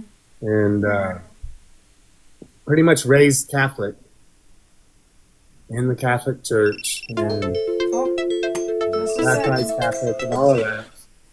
Just getting a puzzle here, guys. And There we go. I'm sorry. Sorry, TikTok makes me do puzzles if it's like if we don't show our face. Oh, Yeah, it's dumb. But anyway. right, Yeah. right. Anyway, carry on. Sorry about that. No worries. Let's see. And so, with your childhood, didn't really get along with the stepmom and stepbrother, so I moved in with grandma to Silver City, New Mexico, which is a place I really like, and continued to be heavily Catholic area. So How continued how on old in the were you Catholic then? religion. How old were you when you went to your grandma's? All through high school, all through Okay. junior high and high school. And how long were you kidnapped for? Probably for about 3 years. Oh my goodness, that's horrible. Yeah, I missed my kindergarten and a lot of my first grade, but they had to hold my brother back, which kind of sucked for him. I didn't have to be held back from school, but and I don't think of myself as a victim. We had we got out of that situation, and we had a strong family, and That's good. we had a really awesome life, That's you know. That's good. So But then you said you were heavily into the Catholic stuff, but you said last time that you go to the Catholic Church because your dad was saying that you should go just sort of get back to your roots, that sort of thing, right? no, I think you might be thinking of someone else. Yep, maybe I am. My dad is heavily Old Testament and Okay. goes to a synagogue, considers himself Christian, big time into Yahweh, and that's where and then I graduated high school and I went off to work and I fell into my working, making money, figuring out what drugs were, getting away from that, starting a business, figuring out what more drugs were, and getting away from that. And I've always been a worker. So now I'm here in New Mexico. Me and my father are running a business. We make fertilizer for the hydroponic systems on the farms around here. And so I've got a few trucks, and I try to, make money on the side with them. And but what really got me into this last research thing, like I said, my father's heavy into the Old Testament, and these people that are doing all this stuff, and they're the chosen people, and they're allowed because they got this free pass. And I was like, well, couldn't believe it. So I decided I'm going to read I wanted to drop all my theology, put it all aside, and read what we have there, and come to a conclusion. And oh my goodness, the things that you don't know, if you don't. And the way the church has you read it, and my father gave me this thing to read the Torah, right? And it gives you read a thing from the Old Testament, and then you skip over and read some from the New Testament, and back and forth, and I don't know what other book you can read like that. I don't think you can even read this one like that. It's not the right way to read, I don't think. So I set that aside, and I just read it, and yeah, I came to a lot of conclusions that definitely don't go in line with what I've always been told in church or what any of these rabbis or priests are telling us. Yes, And then, I know, eh? Yeah, it's going through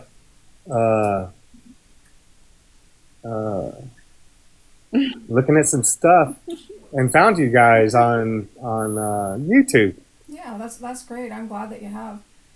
Have you seen many of the videos, or you said you did you say you binged the videos? I've yeah, I binged them. Yeah, yeah, I couldn't get enough. yeah. Definitely rewatch And them. there's Like keep. yes, because every time I do rewatch one, there's more to it. Yeah, and that's what we find too. so I finally, I got yes, Jeremiah, Ezekiel, somewhere in there. I said, man, I gotta start taking notes because I can't even.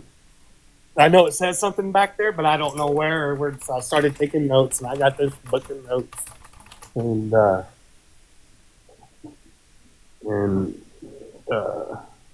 man alive. So now I'm gonna reread it and take more notes because I didn't take any notes from the beginning because I didn't realize all this. It's crazy. It is crazy. But and I'm getting old and I don't have the memory. I couldn't read the Bible and then say, oh, it says this back in Exodus. I have to look at notes. I can't. No, I know. It's like anymore. my memory's not. I mean, my memory used to be so crazy good for certain things, and then for anything to do with studying or school, like I had to really really try hard. But which is kind of weird. But I once asked a professional, why is my memory so good for certain things, and then for school I have a hard time, and I was told that it's a coping mechanism. You needed to hang on to that other information. Huh. And, you didn't have enough space to take in all the other stuff. The older I get, like now, as long as I'm not stressed out about or something or whatever, I can retain things much better. But I'm also a visual learner. Right. And if I watch her videos and I see the cards and I see what she's saying at the same time, I retain it a lot better. So I think it has something to do with just how each of us learn, Right. So, I cannot. One thing I have a hard time. I cannot listen. If I'm just listening, I have to sit and contently watch because I'll start doing stuff. Yeah. And miss stuff. Right, and that's why I said I can't multitask. When I watch what she's doing, like on the screen, and she's showing certain things, and I'm, reading at the same time she's talking about it, I pick up more. But I do both because sometimes I will watch. Sometimes I will watch the video, and sometimes I'll just be listening to it and just letting it replay and catching whatever I catch. But yeah, I just find there's so much information in there. I just keep going over. I think that it just is very helpful. So. And I'm so fascinated by it as well, obviously. So, it's good to do that. But it brings a lot to light, and it explained a lot that I kind of was already thinking. Mm-hmm. Yep. And kind of. It rings true, right? Shine the light on things. Yeah. Yeah. Well, and truth is it doesn't have to fight. That's really. It. I mean, when that's truth it. is there, it's there. No, that's it. The truth stands alone. So, and there are some people who just won't listen to it. I mean, it's an indoctrination thing. Like, when I didn't really. I have to admit to having not as much indoctrination as a lot of people that were in church all their lives, and I'm grateful for that actually. 'Cause maybe I would never be where I am today, but the fact that right. I didn't have all that has definitely opened my eyes to things. I did go down a couple of paths previous to here that showed me the Hebrew side, which is good too because it shows me now. It actually this makes it so clear now. Without the Old Testament, the New Testament has nothing to shine on. That's right. And you have to know. I can't. The New Testament wouldn't mean it nearly what it does unless you have the Old to go with it. Mm-hmm. Yeah. So, did you have as ugly as it was? Oh, I know, right? Exactly. Does anybody else have any questions, or anything they want to ask Joseph, or?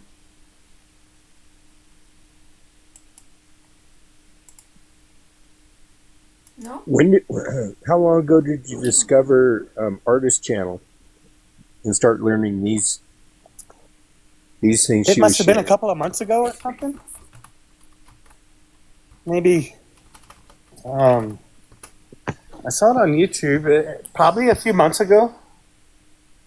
When you saw it the first time, did you just dive right in, or did you watch a little of it and think, "Oh man, another rabbit hole"? No, I don't know if because I already had a lot of this stuff rolling around in the back of my head, and when I started watching, and I was like, "What?" That So makes I'm it not a little bit easier if weird you're already and questioning things when you find this, I agree. Yeah. Have you? Do you have anybody you can talk to about it? Face to face and have a conversation, or do you get backlash but from my that? brother had actually mentioned artist, but through a different name, somehow or another. But I have a very difficult time speaking with him anyway. That's a whole different story. Yeah, well, we all have our Is he struggles. younger than you? He's older. He's older. Oh, okay. He's older. How far? Do you guys work together? Oh, go ahead. Well, we're supposed to. I see. Say no more. Say no more. How close are you and Shannon? Where, from each other? I'm in Deming, New Mexico. I've heard of it. I don't know where it is. Do you know where Rama is? Candy Raymond? Kitchen? Rama? Rama. Candy Kitchen? No, I don't. Yeah. I guess New Mexico's big. Yeah. It's yeah, it is. It's very large. It's one of the largest states. Okay. I'm right down on I-10, almost in Mexico. Let's see, You'd have to get just back a on little that. east of 25. So I know you know where Hatch is. I'm like 20 miles from Hatch. 40 miles from Hatch. I haven't. I've only been here since September, and I've only just made trips to Albuquerque and Gallup. I'm about an hour away from Gallup. Oh, okay. So I'm way far south of you. Then you're up by the 40, and I'm down by the 10. Oh, okay. Yeah. But, It's too bad that you weren't closer, though. I mean, you have somebody to talk to. Well, maybe. hey, man, if you're ever around, yeah, for sure. When the weather gets better, there's snow on the ground right now. But when the weather gets better, I intend to explore a little bit. This is a pretty cool area, the Silver City. Go ahead. I'm sorry. I was going to say my van only gets 10 miles a gallon, so I'm not a big fan of driving that beast around. If I had a motorcycle again, maybe I would. I was thinking about maybe getting a motorcycle. A lot cheaper on gas. Yeah. My nephew's into them. My buddy's actually a motorcycle mechanic. Nice. He's got him a shop. Yeah. There just isn't a whole lot available around here. I noticed that. I came from California, and there seemed to be a lot more deals on bikes. I would never buy a brand new bike. I don't have that kind of money, but it's not worth it. something for $1,500 or less. You know, I know how to work on them. I just it hasn't been a big deal for me right now. I got what I need, but once the weather Yeah. gets better and um, the days are longer now, so maybe I'll get a bike and try not to get ran over by a. I noticed there's a Semi lot truck. of. Well, yeah, I can pretty much stay out of their way. When I ride a bike, it got my eyes on everybody, but there's a lot of a lot of DUIs in this state. Wow. DWIs, Yeah. DUIs, Especially up where all you're here. at. Yeah, Especially I'm up there. surrounded. I'm surrounded by. I don't want to say anything derogatory, but Yeah, um, no, but the fire water gets people, and yeah, yeah, it, yeah. and you're up there by the reservation. Well, Yeah. some I'm of them. surrounded. I'm surrounded. Which Yeah. which I have a lot of friends on the reservation.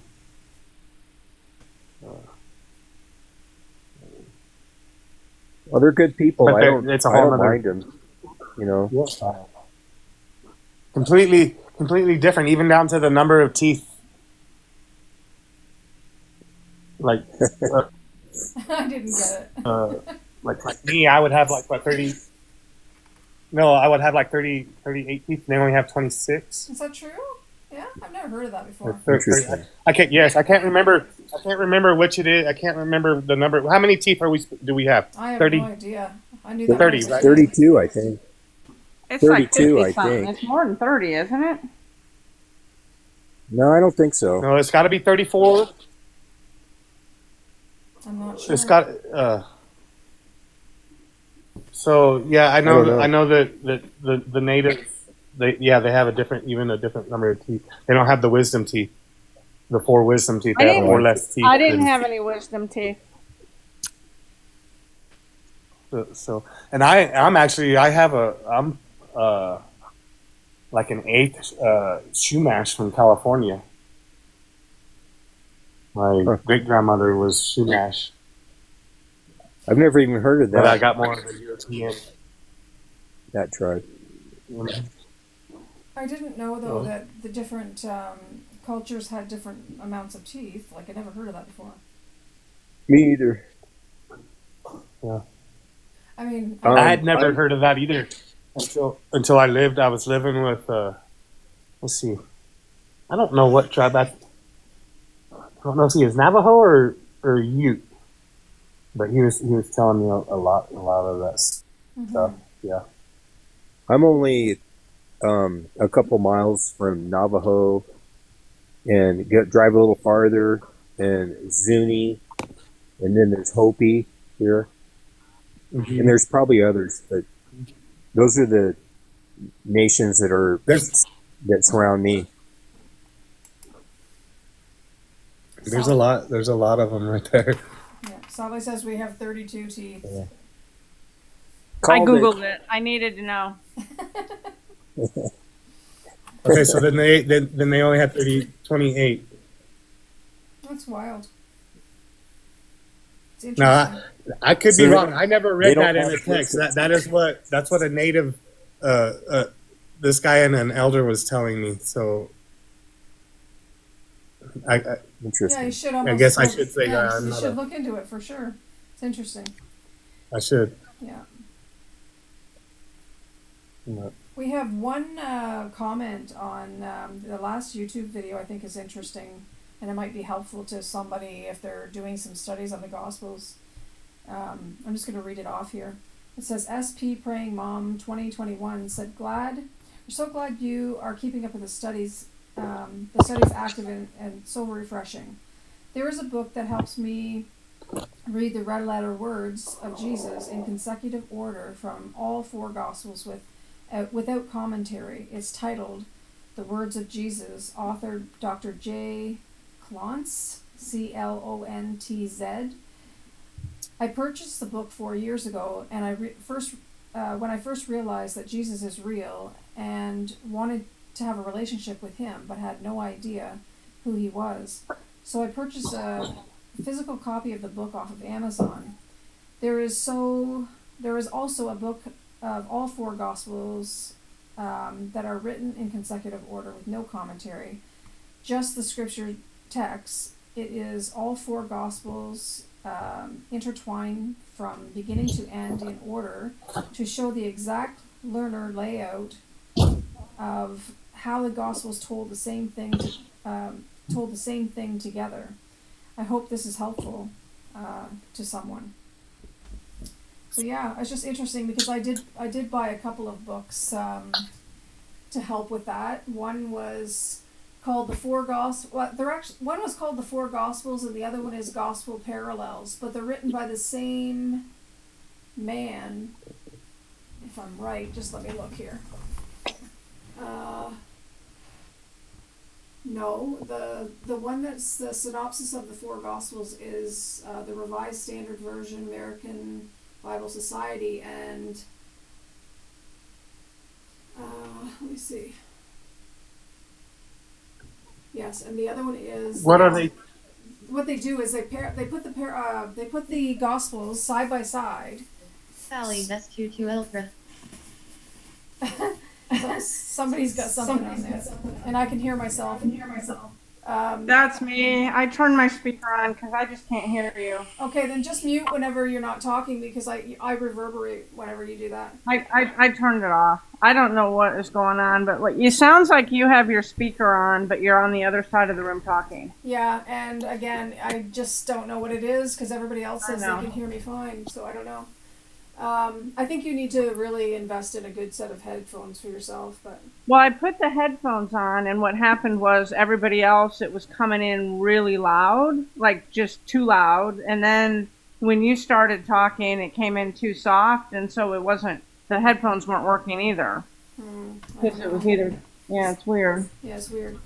But anyway, what those books do, Joseph, is that it lines them all up, the Gospels, like in columns, so you can actually see side by side which apostles said what and when, so you can Oh, see. I see. Yeah, because not all That's what of they're this- considering a parallel. Yeah, and exactly. But not Okay. all of the apostles have the truth, if you know what I mean, because they've manipulated so No, much. see, and that is one question I have for you because there was a lot of the stuff. Like, was it Peter or Paul? Maybe both. That they were, because what did they do? Did they just take their old religion and mix it with the gospel, and that's what they did? Well, I think there's a mix and mingle for sure. Jesus, Barabbas, and Jesus called the Christ were on earth at the same time. And I think Right. the Pharisees, the people that, well, think of Paul, who basically, was the Pope and started the whole Christian thing or whatever. If I'm Peter. right. Peter, sorry. Yeah, sorry about That was that. Peter. Yeah. Peter. And so they took the old religions, their old religions, and kind of mingled them in with what Jesus taught them. Well, I think what they did was they liked what Jesus was saying because people liked him, right? And they just stole Right. what he was saying and mixed and mingled it in with their own version of things, the way they run things. And so they've got some of Jesus, Barabbas' words in there, and then some of the Christ. And we are just at the Right. point. We're at the point right now where we're actually trying to study out the four Gospels to see which Jesus spoke what words. And because we've learned so much in the last, year or so about, and further, of course, for Gullinan, about the character of Yahweh and the character of our Father and how different it is, and we know that our Jesus is like the Father, and JC, or the Christ one, is like his Father, which is Yahweh. So when you read it, you can, now there's still Right. there's a lot Just of, just like when he went into the temple yes. beating people, Jesus would never do that, right? That's right. That's right. So Yeah. you know that's JC, and that's what we've been doing is going through and saying, okay, that's not something that he would do. That's not something he would say. Like when Yeah. when he was in the Yeah. synagogue and he was all angry and he was like, "How dare you do this?" And I'm paraphrasing, "How dare you do this in my father's house?" Well, it's not Jesus Barabbas' father's house, because Jesus Barabbas doesn't have a kingdom on earth. You know. Right. He doesn't need a house here. His house is he's sitting in his throne That's right. upstairs. And he never said that he wanted one here either. You know. They're all talking about the kingdom on earth and how Jesus is coming back, and you know, like Yeah, everybody's Yeah. thinking they're gonna that we're getting close to having that millennial reign here on Earth for 1,000 years, and yeah. And the millennial reign has already happened, but it was the Christ, the millennial reign of the Christ. right. Now we're in, and it got like, if you know the book is all Yahweh's, you can see it's all a playbook, and we're at this part of the playbook where we're at the Satan's little season, at the end of Satan's little season, and That's kind of where I feel we're at. yeah. Yeah. Wow. So And I look forward to whatever comes. I mean, that's it, right? Like, I mean, most of us are like, well, we're not sure if our Jesus is coming back to get us, but at the same time, he did say he would go and prepare a house for us, and when I'm paraphrasing again, and he will come and take us to himself. So there is a possibility that he will come back the same as he did before when the Christ returns, because there's going to be an appearance of the Christ, you know. Oh yeah. Oh yeah. They're going to have their fake Messiah, and also the AI guy, the AI Messiah, is already being shown right now. And there's going to be a Jewish Messiah as Yeah. well. Yeah. Yeah. So Well, that's what I was asking my father was well if Jesus is our Messiah, then who are the Well, people of the Jewish religion waiting on? Jesus wasn't ever the Messiah that they're referring to is Yahweh. So Right. Exactly. it's not our Father. That's Yeah. okay. Yes. you know What I'm finding, looking into the red letter He text. didn't want to be. Sorry. No, go ahead. I'm What sorry. What I'm finding, looking through the red letter text, trying to suss out Jesus Barabbas' words, the pages, it's like I have to tear pages out every time I look into it. The list of his words gets smaller and smaller. It does. It does. the only book that I've found so far for mine is that John has more. There is more of Jesus Barabbas' words in John than any other book, as far as I'm seeing so far. But even in John, I agree. Even over Matthew. Yeah. One of Yeah. them is doing Matthew. Are you doing Matthew, Shannon? No. Oh, okay. So that was Tim. Okay. Well, I'm working on it, but I'm not doing it. I mean, I need help. Yeah. No, for sure. Yeah. I'm working on Luke. I've done a lot of work on Luke. I don't have any of it written out. It's all in recorded form. Okay. Reading Luke and then doing a commentary on it, basically. Yeah. And that's where I'm at with it. I haven't written it down. I don't have a computer where I could type it Shannon, out. you should almost send me. You should almost send me if it's possible. You should almost send me your recordings, and I'll type them out for you. I used to do that for a job. can. I used to do that as a job. I would. That would be fine. But I keep reading through it, and I'm like, well, I said this before, and I thought it was Barabbas, but Yeah. now I'm not so sure. I know. When You I go know, back so- to your mind, I'm doing the same thing. So I get it. So, I mean, I could send it to you, and we could, when I don't know, I just say, I don't know. No, I need to that's talk what to I did on mine too. others. Yeah. Yeah. But the whole point We'll is have to to get it all discuss out it there, right? And then we can all then we can put it into Discord, and then everyone can have go at it. And I think with all the different people kind of looking at it and looking from all different perspectives and stuff, I think we might come up with more of an answer on some stuff. So Yeah. Truth be told, though, past couple weeks, I haven't really been focusing on the red letter texts. no, I know it's With- been tough. Yeah. Yeah. But Going- I'll get back into it.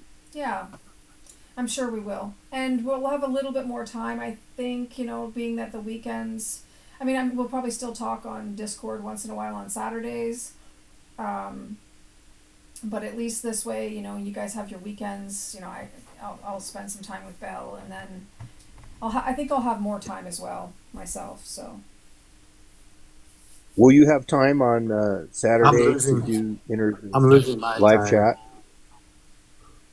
I will have, if she's playing, I will pop on, yes. But you know how you guys are on for hours and hours? I'm sure I can pop on at some time during the day. You guys are like Energizer bunnies there. So, but I think that's great. Marathon, yeah. Yeah, marathons. What yeah. did you say, Joseph, for your time? I said this is the time of year I lose my time. I get really, really busy. I get my winters off. Are you construction or? No, fertilizer Fertilizer, okay, yep. for the farms. Yep. Oh, I Yeah. see. So So you're they're- busy in the summertime. When does yeah. planting season? When's planting season in New Mexico? Now. Oh, is it? It's been happening since last month. Yeah. Oh, wow. So Oh, wow. I usually we get real slow between, let's see, September through January. I see. Pretty slow. That's And then- not really then much we of a get slow going. period, though. January to March. Did you And it's say- not really that slow because Yeah. I have to. Yeah, you're still busy. Yeah, I have to work on all the equipment. Yeah. Yeah, Oh, I get to so go hunting. That's about it. Yeah. You're manufacturing. Are you a manufacturer of it, or Yes. do you just deliver it? Yes. I see. No, we manufacture and deliver. Yeah.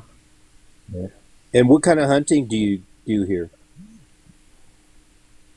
Deer and elk.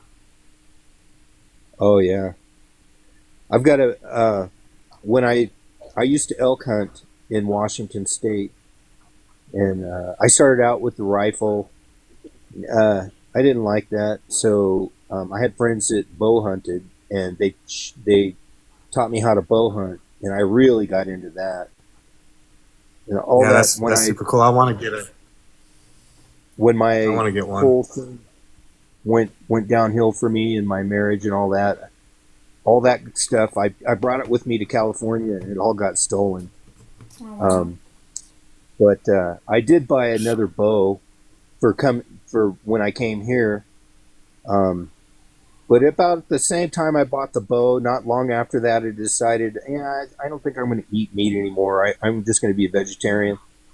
But there's a lot of people that eat meat here, yeah.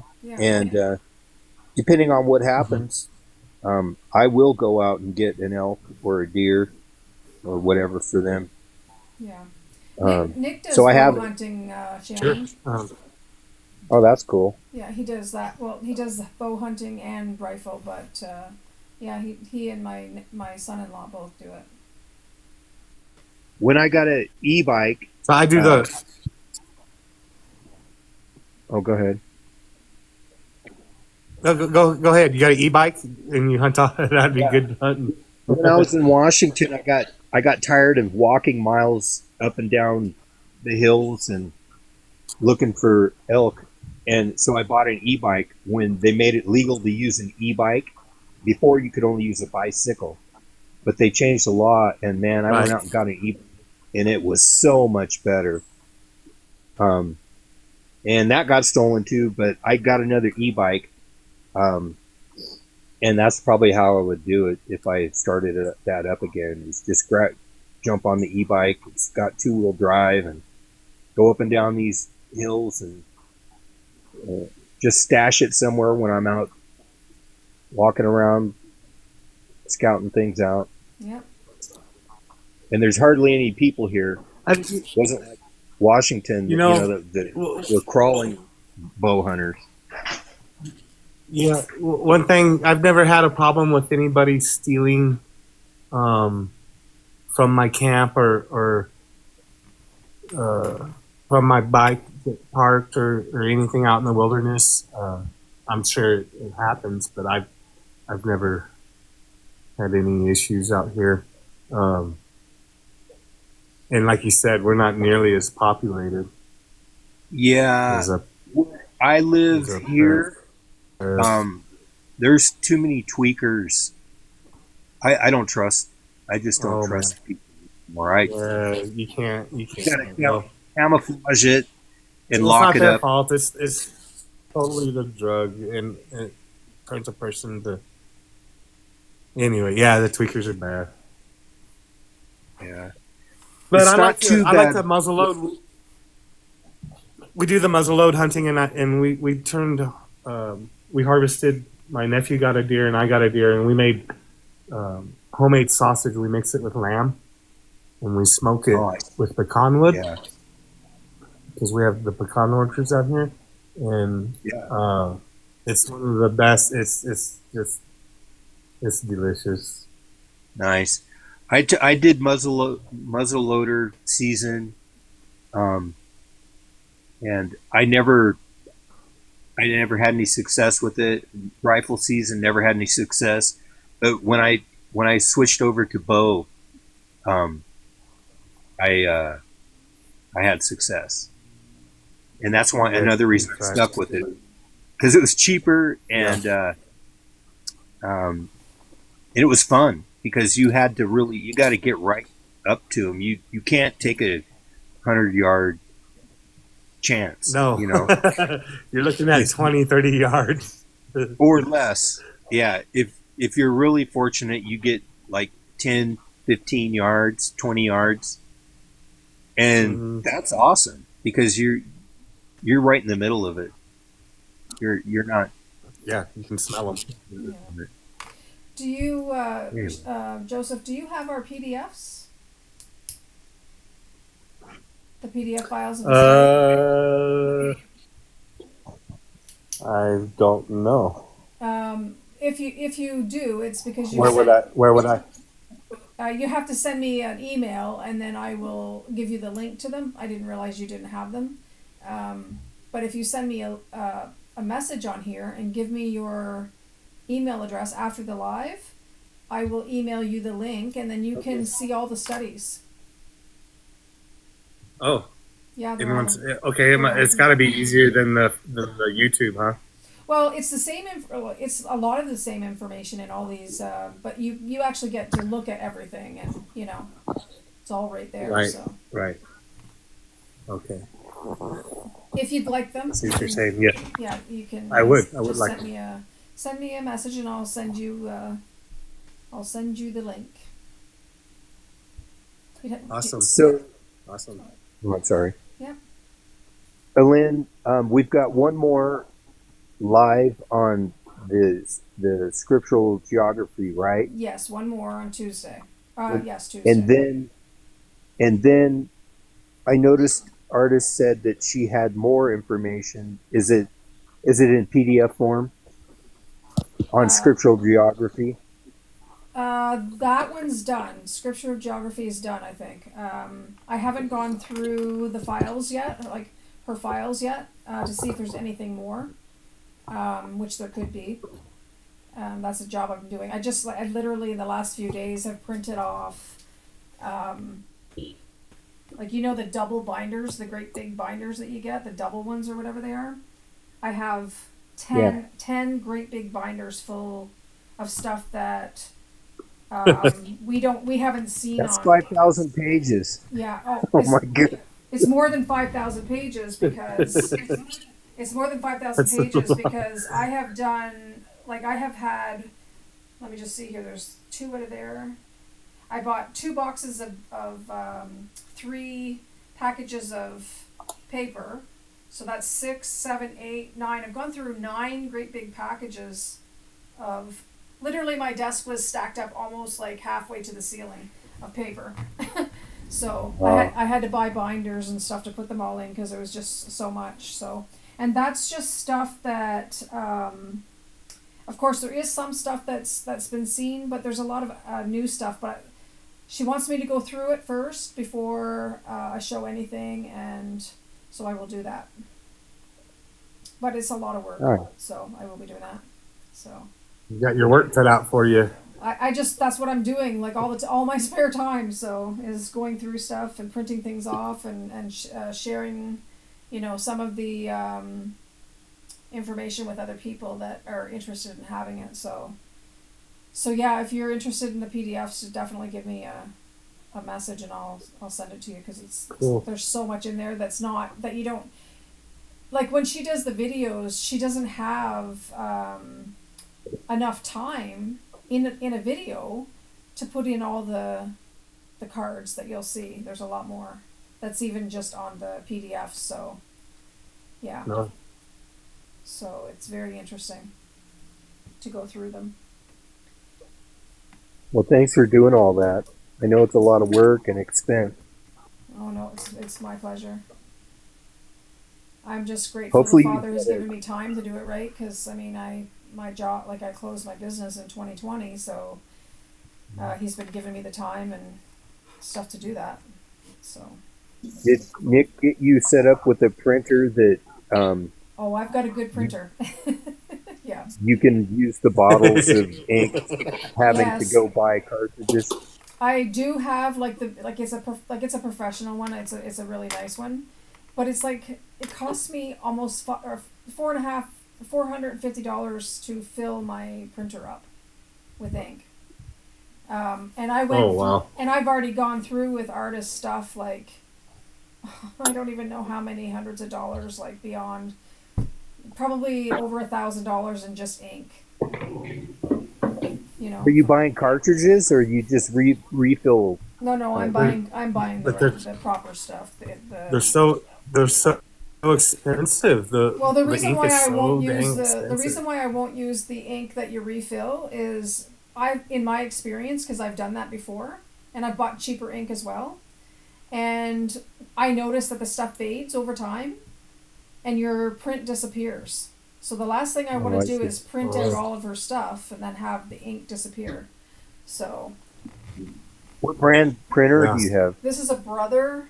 It's a Brother ink vestment tank. Brother Genuine ink vestment tank. It's a pretty nice printer. It costs an arm and a leg for that as well. But my little printer that I had would never have done me. I literally sat on the floor and was in tears because it was just so bad. Like, it would print my things backwards. Sometimes you would get like 4 or 5, and I was trying to do like double-sided, and sometimes it would print other papers out, like blank papers out, so it would mess up the whole thing. It was just Yeah. like, it was a pain. So so we invested in this, and like I said, the Father has provided so that I can do this stuff, so I will keep doing. So,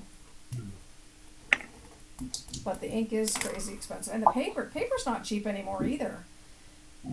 Like for a box of five, I think this one has 5 in it. So that's like $55 for a box. It has 5 packages of 500 in it. It's insane. Insane. Yeah. But I do it anyways, right? I just want to have. Yep. I want to have it on hard drive, which we do.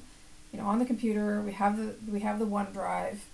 We've sent it out to certain people that have asked for it, and there's been several copies printed.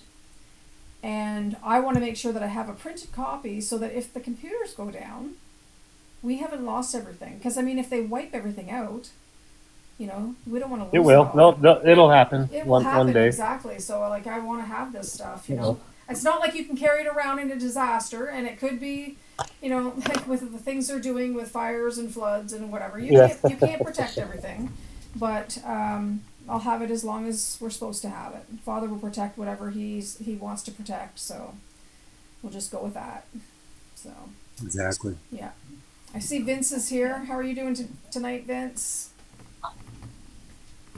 Vince, and I saw Chris K2. I saw you there as well. And Elby, I've never seen you in here before, but or at least I don't think. But nice to see you stuck it out tonight. If you have any questions, you're more than welcome to ask. Vince is driving. So, Joseph, it was good having you up here tonight. You're welcome to come back and talk Well, to us anytime. it's a pleasure. I like talking to you guys. I like listening. Yeah. I am gonna cut out. I'm getting tired. Well, we're gonna cut Thank out you. as well. Thanks We're gonna for close coming, down. Joseph. Yeah. It's good to Thanks have for you. sharing Yeah. your story. We appreciate you talking to us, brother. Mm-hmm. I like it. I like you guys. Yeah, we like you too. Thank you. Okay, Yeah. guys, if there's no Well, other thank you. questions, nobody else wants to come up, I think I'm going to close it down for tonight. And, Sounds good. Okay. Yeah, and so like I said, though, just be, if you can, if you're available tomorrow, just keep your eyes open for artists coming on, okay, if she decides she's well enough to. Okay. We have Okay? a time. She doesn't know. I mean, in her condition, it's when she feels okay, if she feels okay. So we just basically have to, I mean, if We'll just probably fire it up, and then if she can join, she can join. you could do that as well. Yeah. Is that okay? Yeah, you could do that as well. So, Shannon, you're good at getting those marathon ones going. yes, exactly. I'm gonna have to work most of tomorrow, but I mean, if I see her jump on, I'll definitely come on. But I do have to work. And I have to go out and pick up my granddaughter and her friend. I have to be there for 9:30. By the time I get back here, it's like 10:30. And then if she's playing with her friend, which she will be, she's going to be here all day. Then I will pop on when they're playing. But it'll be. That's on and about off. 9 my time. Yeah.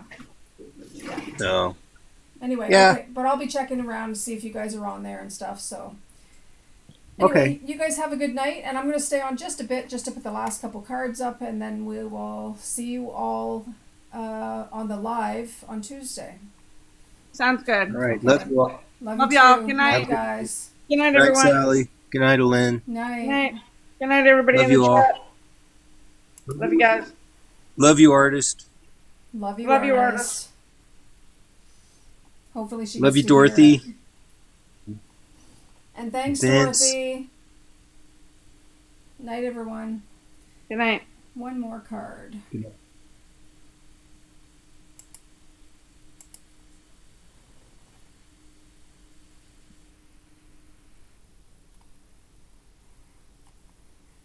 Thanks for joining, everyone. Good night.